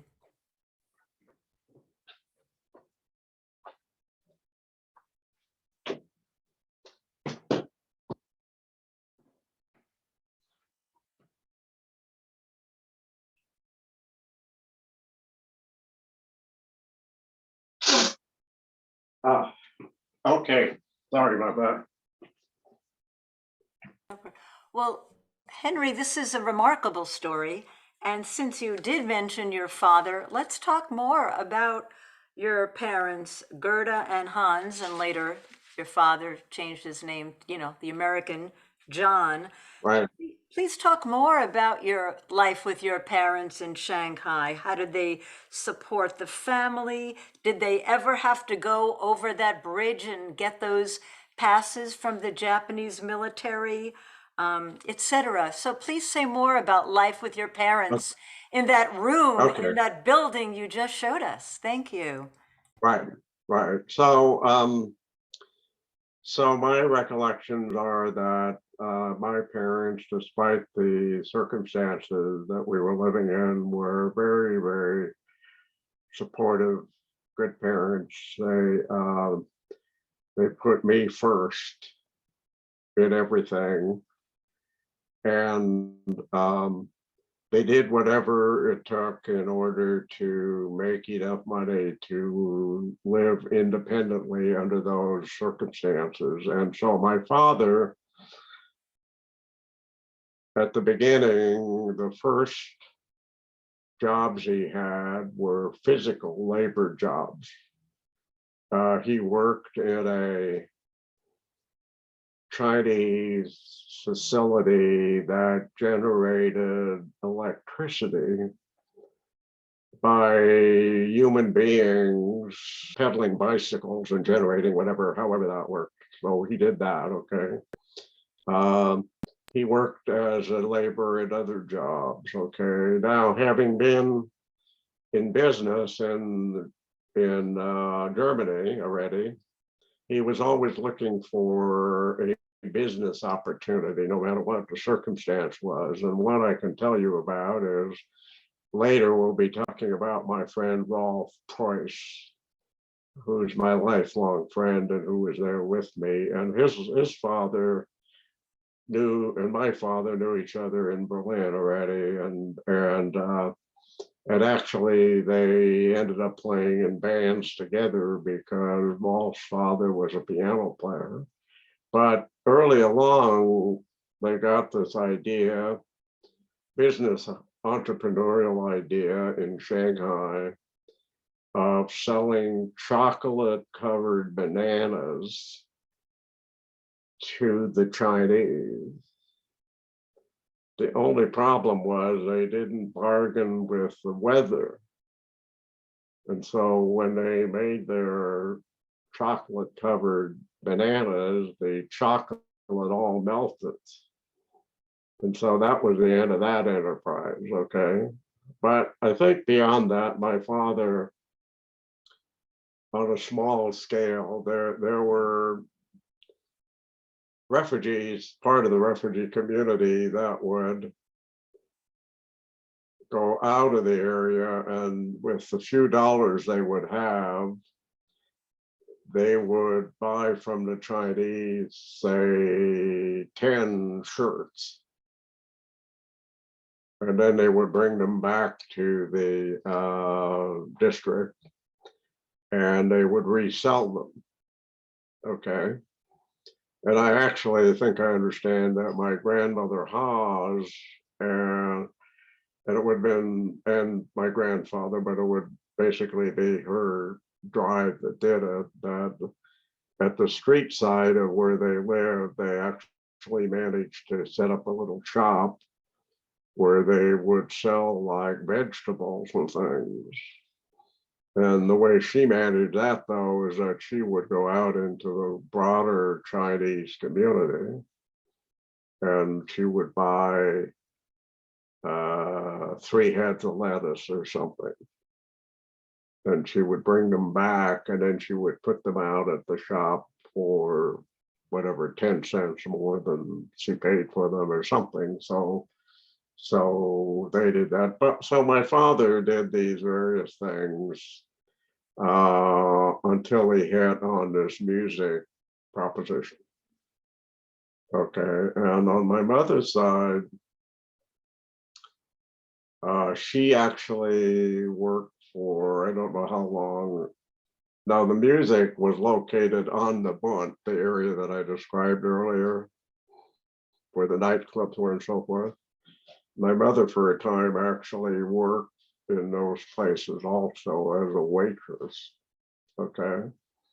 Although she hated it. She hated every minute of it. It was not her style, you know, but of course you had to do what you did. So that's basically, you know, how they got along economically and eked out enough in order for us to survive. Mhm. What language or languages did you speak at home, and what books, Yeah. newspapers, or did you have toys? A little bit more about that? Okay, we spoke German. Principal language was German. Okay, we did not speak English. Um, and did you ask me whether I had toys or books? Is that what you asked me? I think yes. So um, not really. I mean, to the extent of books that would be related to school, which we haven't talked about yet, um, but I was a very what's the right word for it? Is it frugal kid? Maybe that's the right word for it. It was probably influenced as a result of the circumstances that I grew up with, you know, because even if you fast forward, by the time we get to Portland, Oregon, and I'm 10, 11 years old, my mother would say she would give me 50 cents to spend at the Saturday movies, and I would bring her back 25 cents because I wouldn't spend the whole 50 cents, you know. So I remember sort of a, you know, spare sort of a situation. Well, let's talk So about school and your education, both secular yes, and religious, synagogue, and your okay, friends. Yeah, let's talk more about your okay, friends as well, integrated into all of okay, that. okay. So let's talk about school. In my view, my early education in Shanghai was a gift. And the reason I say that is that from age 4, I attended a school called the Kadori, Kadori, I believe, Kadori School. Okay, that was within the ghetto area. Okay, and the name Kadori is for a German, not a German, for a Jewish merchant family, the Kadori family, that had come from, I believe, Iran to the Orient in the 1880s. And they were a very wealthy Jewish family. And they were involved in helping the refugee community. And one of the Kadori brothers, whose name is Horace Kadori, he funded the construction of the Kadori School. Okay. And so the Kadori School was staffed by Europeans, people from the European community. The curriculum was established according to European standards, okay? And so the basics about English, math, and a little bit of English, not a lot, but a little bit of English is something that I got from the time I was 4 years old until the time I was 9, and we left for the United States. And I have about 4 or 5 of what were called exercise books that I brought with me that I have kept all these years from Shanghai, and I'll just hold up one of them. Okay. And so if we just pick one at random, and I'll open it up and we'll see what's in there. That's not a very good one. Let's see. Let's try one here. Ah, come on. So, okay, so here, for instance, is one which you can see that, okay. So the point I'm getting to is that I obviously didn't realize it at the time I was attending this school, but when I came to the United States at age 9, I was put at grade level, which was the 4th grade, which I started in Portland, Oregon. And by the time I got to the 7th grade, and I was not in Portland, I was in a different place, but one day I pulled out these exercise books and I looked at them and I realized that I was doing the same work or even more difficult work in Shanghai at the Kadori School 5 or 6 years before that. Okay. And so what I said, I always have looked at that early education as a blessing, is that I think it gave me a substantial foundation, and I did do well here in the educational system. But I think it gave me a bit of a leg up, okay? And so that was the Kadori School, and I went there from the time I was 4 till the time we left, okay? What were your favorite subjects there, and how many students were in that school? Can you describe Yeah. the? Yeah. Yeah, I'm going to say there were maybe about 110, give or take, total students, different age ranges, and I liked math. Although, to be honest with you, I didn't turn out to be real great at math at the end of the day. But I think I liked math, and I did study a little bit of English, which also became valuable when we came to the States, because I ended up for a time being the interpreter for my parents after we got here. Okay. So yeah, and that was the Kadori School. And then you wanted to talk about religious life, and again, my perspective on the religious life that I had was directly tied to my family life, okay, and was also, in a sense, a blessing, because, as I've already talked about many times, I had those grandparents there. I had the aunt and uncle and the cousin, and that was the uncle that was the cantor in the Orthodox religious synagogue, okay? And by the way, out of the total of the people that were in the area, in that ghetto area, there were, give or take, about 4,000 that were actually practicing Orthodox Judaism. There were other options. There was a Reform congregation, I believe, a small one, and then there were others who were just plain secular, you know, not too different than today. But we were part of the Orthodox community. Although I will have to tell you that my father,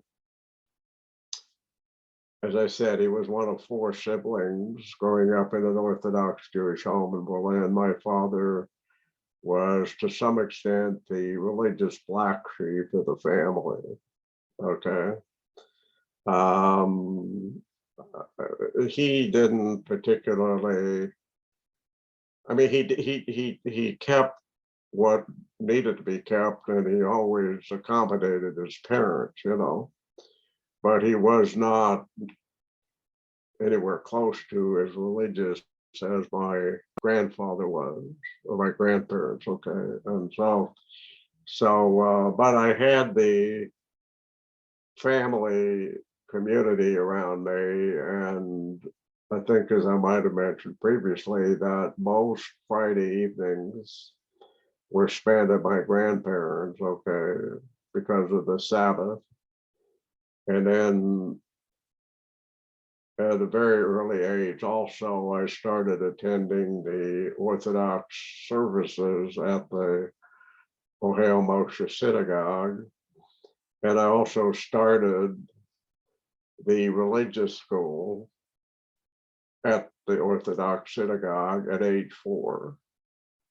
And in fact, from the time we left, at the time we left Shanghai, I have a document that was issued by the principal of it's called a cheder in Hebrew, but the religious school, certifying that I was proficient in all manner of Jewish learning.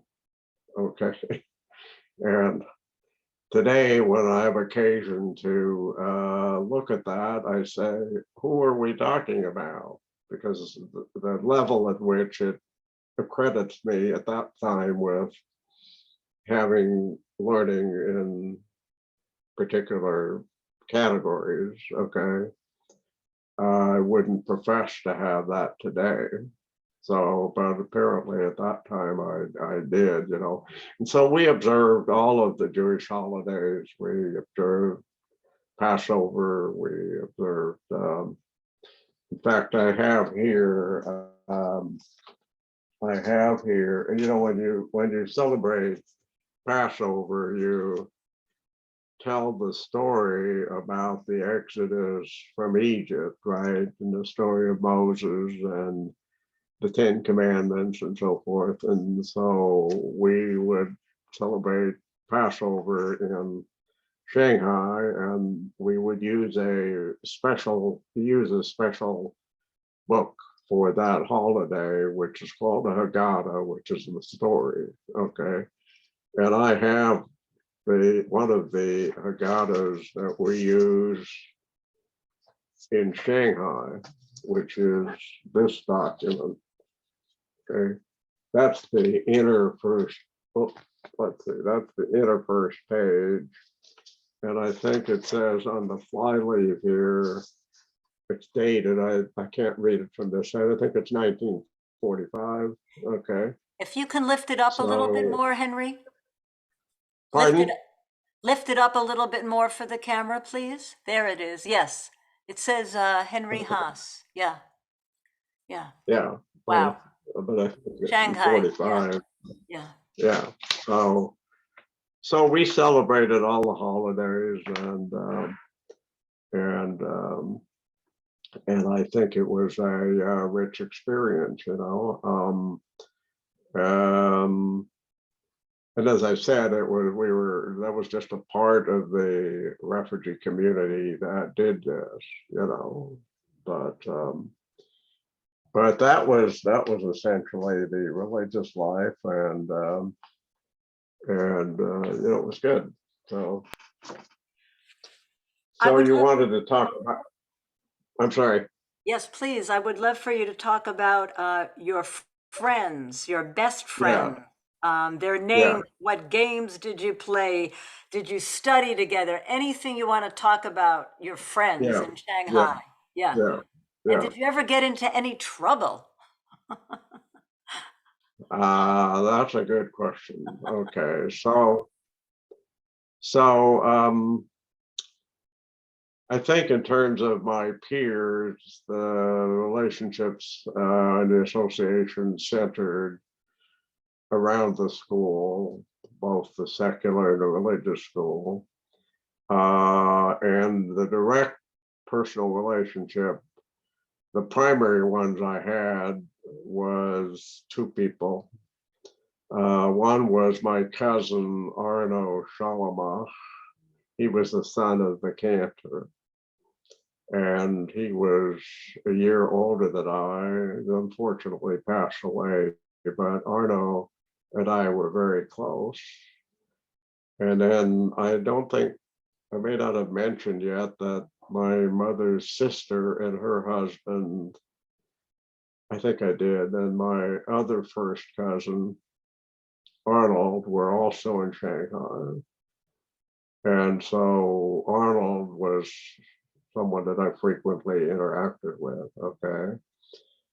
But the primary person that I interacted with from the day that I can remember until the day we left is a guy named Rolf Preuss, P-R-E-U-S-S, who now lives in Seattle, Washington, 30 miles from where we are in Tacoma. And Rolf and I, and he is 2 years older than I am, and I'll be 84 in April, and Rolf is going to be 86. And Rolf always says he knew me from the time I was 1 year old, which is true. And it's also his father, as I mentioned before, that was a musician with my father, okay? So, and Rolf went to the Kadori school also. And Rolf lived in a room just with his father. His parents actually, well, I won't say this on record, don't include it. They were separated in Shanghai, but so Rolf was living independently with his father in one of these little rooms. And because his father and my father were both musicians, they would be gone most evenings and they would come home late. And so I would go hang out with Rolf in his little room or out on the street. And then Rolf was pretty independent sort of guy too. You had to be, but he would try to cook up things somehow. And I have always had a distinct recollection of seeing that in the heat of the summer, whatever period of time it was, that on a window ledge outside, that he had a frying pan and he was frying an egg for us, or for me or whatever, under the heat of the sun. And so Rolf and I shared some other experiences that we talk about sometimes. There was a little park called the Wayside Park where we would go to play. And apparently on one occasion, I don't know, how old was I suppose maybe 5 or something, I don't know. I stepped into a hole that turned out to be filled with water. And I actually sank and I went underwater, and Rolf pulled me by the hair and pulled me back out of that hole. And we've always remembered that particular incident, okay? But the biggest story that we have is this, is that when World War II ended in 1945 and the American forces came into Shanghai to occupy, including the Navy. So there were US naval ships that were anchored or moored, whatever the word is, in the port down by the Bund, that area that I've talked about, you know, where the hotels were and all that stuff. And so one school day, Rolf says to me, he heard that if we go down to the Bund, that there are American ships and that they will give us chocolates and fruit, which we never had. I never tasted a piece of chocolate, and I'm not sure I had a piece of fruit. or whatever. And so he devised this plan that we would skip school and we would go down to the bunt and we would try to get some of the stuff. And so he talked me into skipping school. You asked me earlier if I ever got into trouble, and I really never did, but I did do that, and I don't remember any consequence from it. But Rolf commandeered as I told you, it's maybe about a mile or so, or maybe a little bit more from where we were until we got down to the bunt. And so he commandeered a rickshaw driver and told him what we wanted to do. And I don't know how they communicated, whether Chinese or whatever. And we all knew a few words of Chinese. I mean, I don't think I knew how to speak Chinese. I know I didn't, but we all knew a few words, obviously. And so somehow he communicated to the rickshaw driver that he wanted him to take us down to the bunt, that we would get stuff and that we would share some stuff with him when we went back.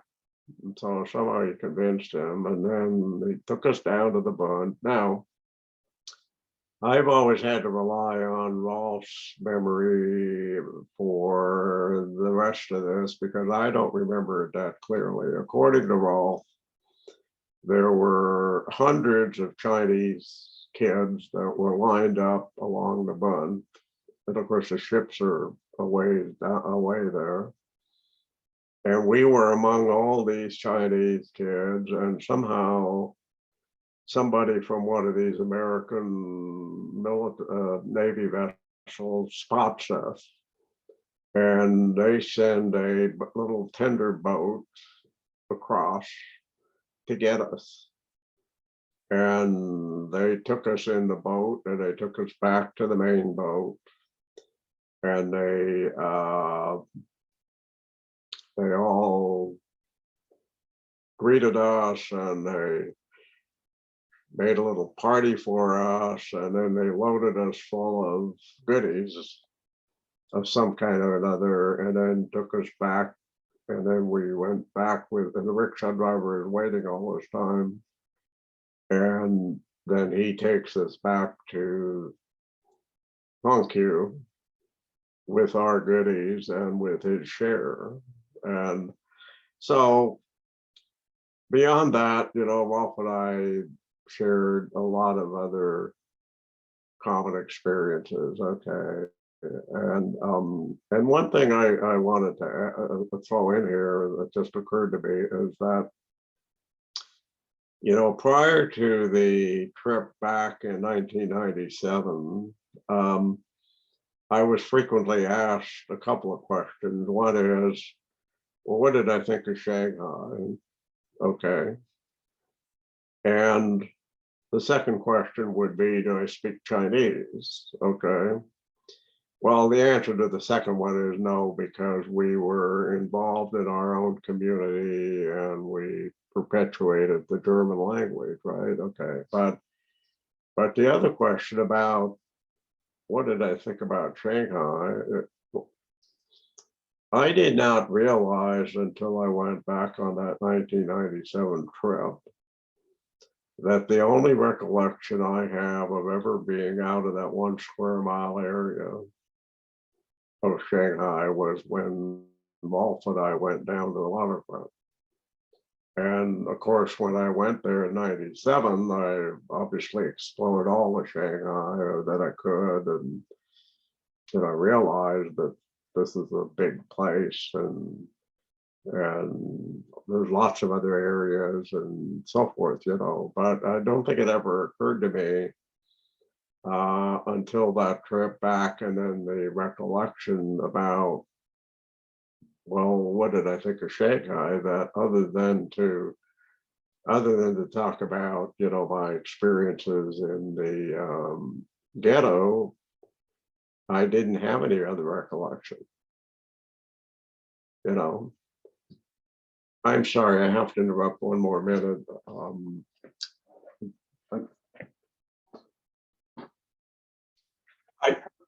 Well, I was just going to explain. I don't know why this is happening, but I mentioned to you when we started that I use a streaming device, right? And for some reason, the second time now it's clicked out of the streaming. Now, okay, now I should be back. Are you there? I can't hear Yeah, you I though. can hear you just fine, Henry. Oh, Yeah, there. all is well. Okay, Yeah, but yeah. I don't know why it's doing that. It's slipping out of the streaming mode. So, okay, sorry about that. Yeah, it's perfect. I wanted to ask you a little bit more um, about your recollection of the end of the war. We know the war in Europe ended a few months before the war in Asia, where you were, and your recollections of that and your impressions Yes, of the US military. I know you've just touched on that with your adventures with Rolf. So a little bit yes, more about yeah, that? Yeah. yes, yes. So, first of all, I mean, I knew, I guess, that we were in Shanghai because there was a war going on, but I don't think I knew anything beyond that, okay? And actually, from about January 1945 until the end of the war, we had bombings in the Hongqiu ghetto area, okay? And those bombs were actually dropped by American planes as they were returning from air raids over Japan. And the reason was that there was the Japanese presence within the area. And I think I've understood that, among other things, the Japanese had also built a munitions factory within the area. Okay, so the area we were in was targeted, and I believe there were about 125 of the refugee community that were killed by shrapnel.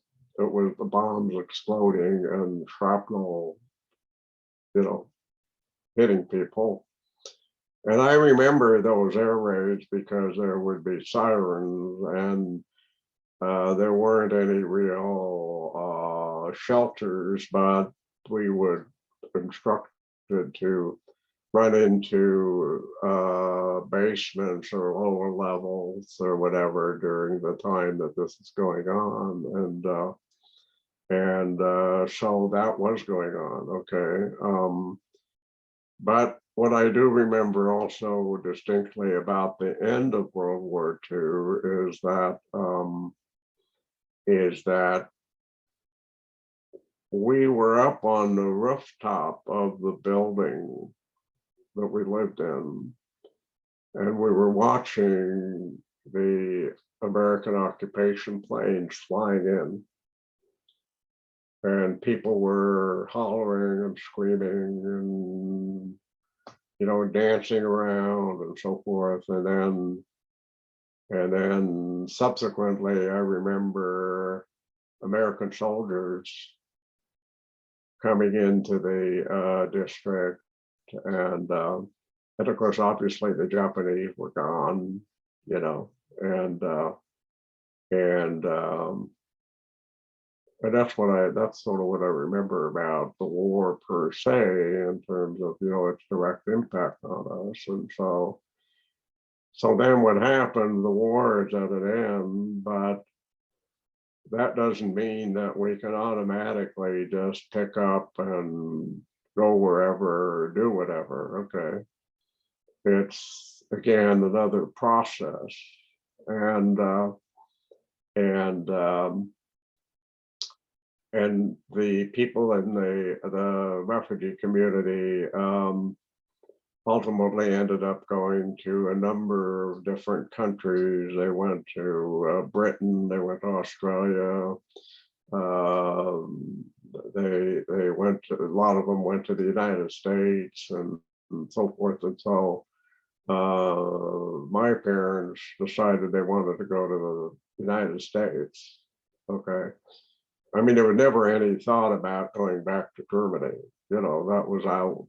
That was not even a question. And so because the immigration system worked on a quota system, you know, where X number of people from who originated from wherever were entitled to enter the United States in a particular year. You had to wait for your number to come up. And so it took us 2 years post World War II in order to be able to come to the United States. And by the way, we were classified as Czechoslovakian for quota purposes, because remember that Czechoslovakian citizenship that my father took out, okay? And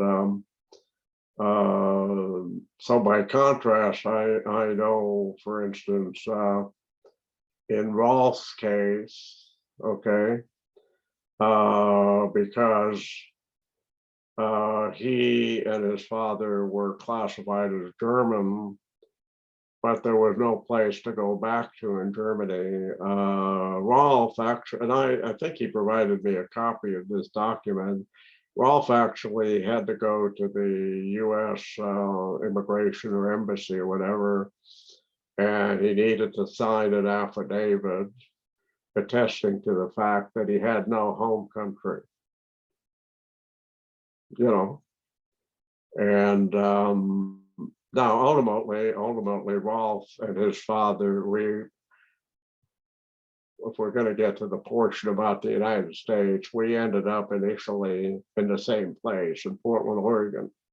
Okay, but we had those 2 years there, and this is during the period where the war is going on between the Chinese nationalists and the communists.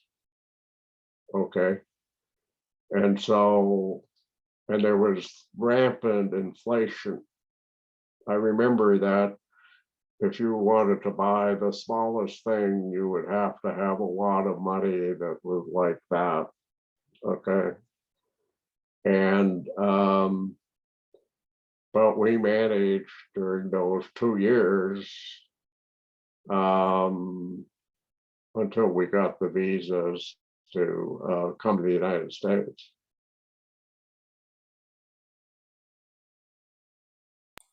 It sounds like it was a long 2 years for waiting. It was a long 2 years for waiting. Yeah. Yeah. Yeah. Henry, I know that you had shared with me about as the war was ending in your part of the world, you made a wish. Would you like to share a little bit more about your wish? About the. Well, you're stretching my memory. I think it's about the falling I star. Oh yeah. I think the story is that my mother and I saw a falling star just before the war ended, and she asked me to make a wish. And my wish was that the war would end, and the next day it ended. That's right. Yes. So. Yes, thank you. Yeah. Yeah. It's a great story of a wish come true. Yeah. Right. Yeah. Thank you. Should we stop here and then tomorrow resume at 3, and then you can have a couple of hours to talk about the details of your lives and adjustment to the different parts of the US? Yeah. This seems like a good stopping point. Fine with me. Yeah, we've had a lot of fun here. 3 hours worth. I thought it was wonderful, Henry. You're so interesting to listen to, and you're an incredible storyteller. So thank you. Wow. Okay. Well, maybe. Do I get the movie rights to this? You'll have to talk to the Holocaust Center about that. But I'm sure you can get some of the rights to it as well. Okay.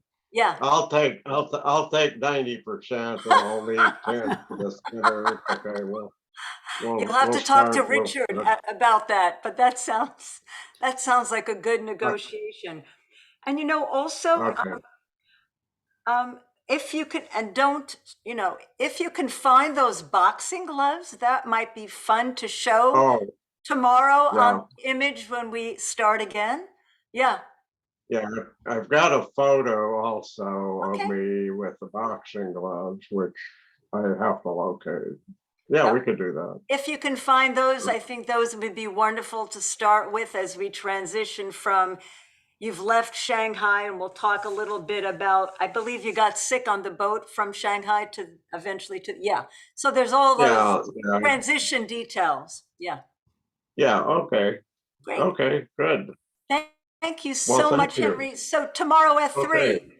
Yeah, okay, good. So We'll Henry, do it then. I'll send you another, I'll send you a fresh link for Wait, tomorrow. yeah, And, okay, that's good. Okay, thank it should you. be no problem sharing at least what I have recorded with you. And then if you want the edited version, then maybe Richard can figure Okay, that out. good. yeah. Okay. Thank you. Just look for the link for tomorrow, and we'll see you at 3 o'clock tomorrow, Henry. Thank you so much. Okay, Thanks. good deal. Okay. Bye. Good night.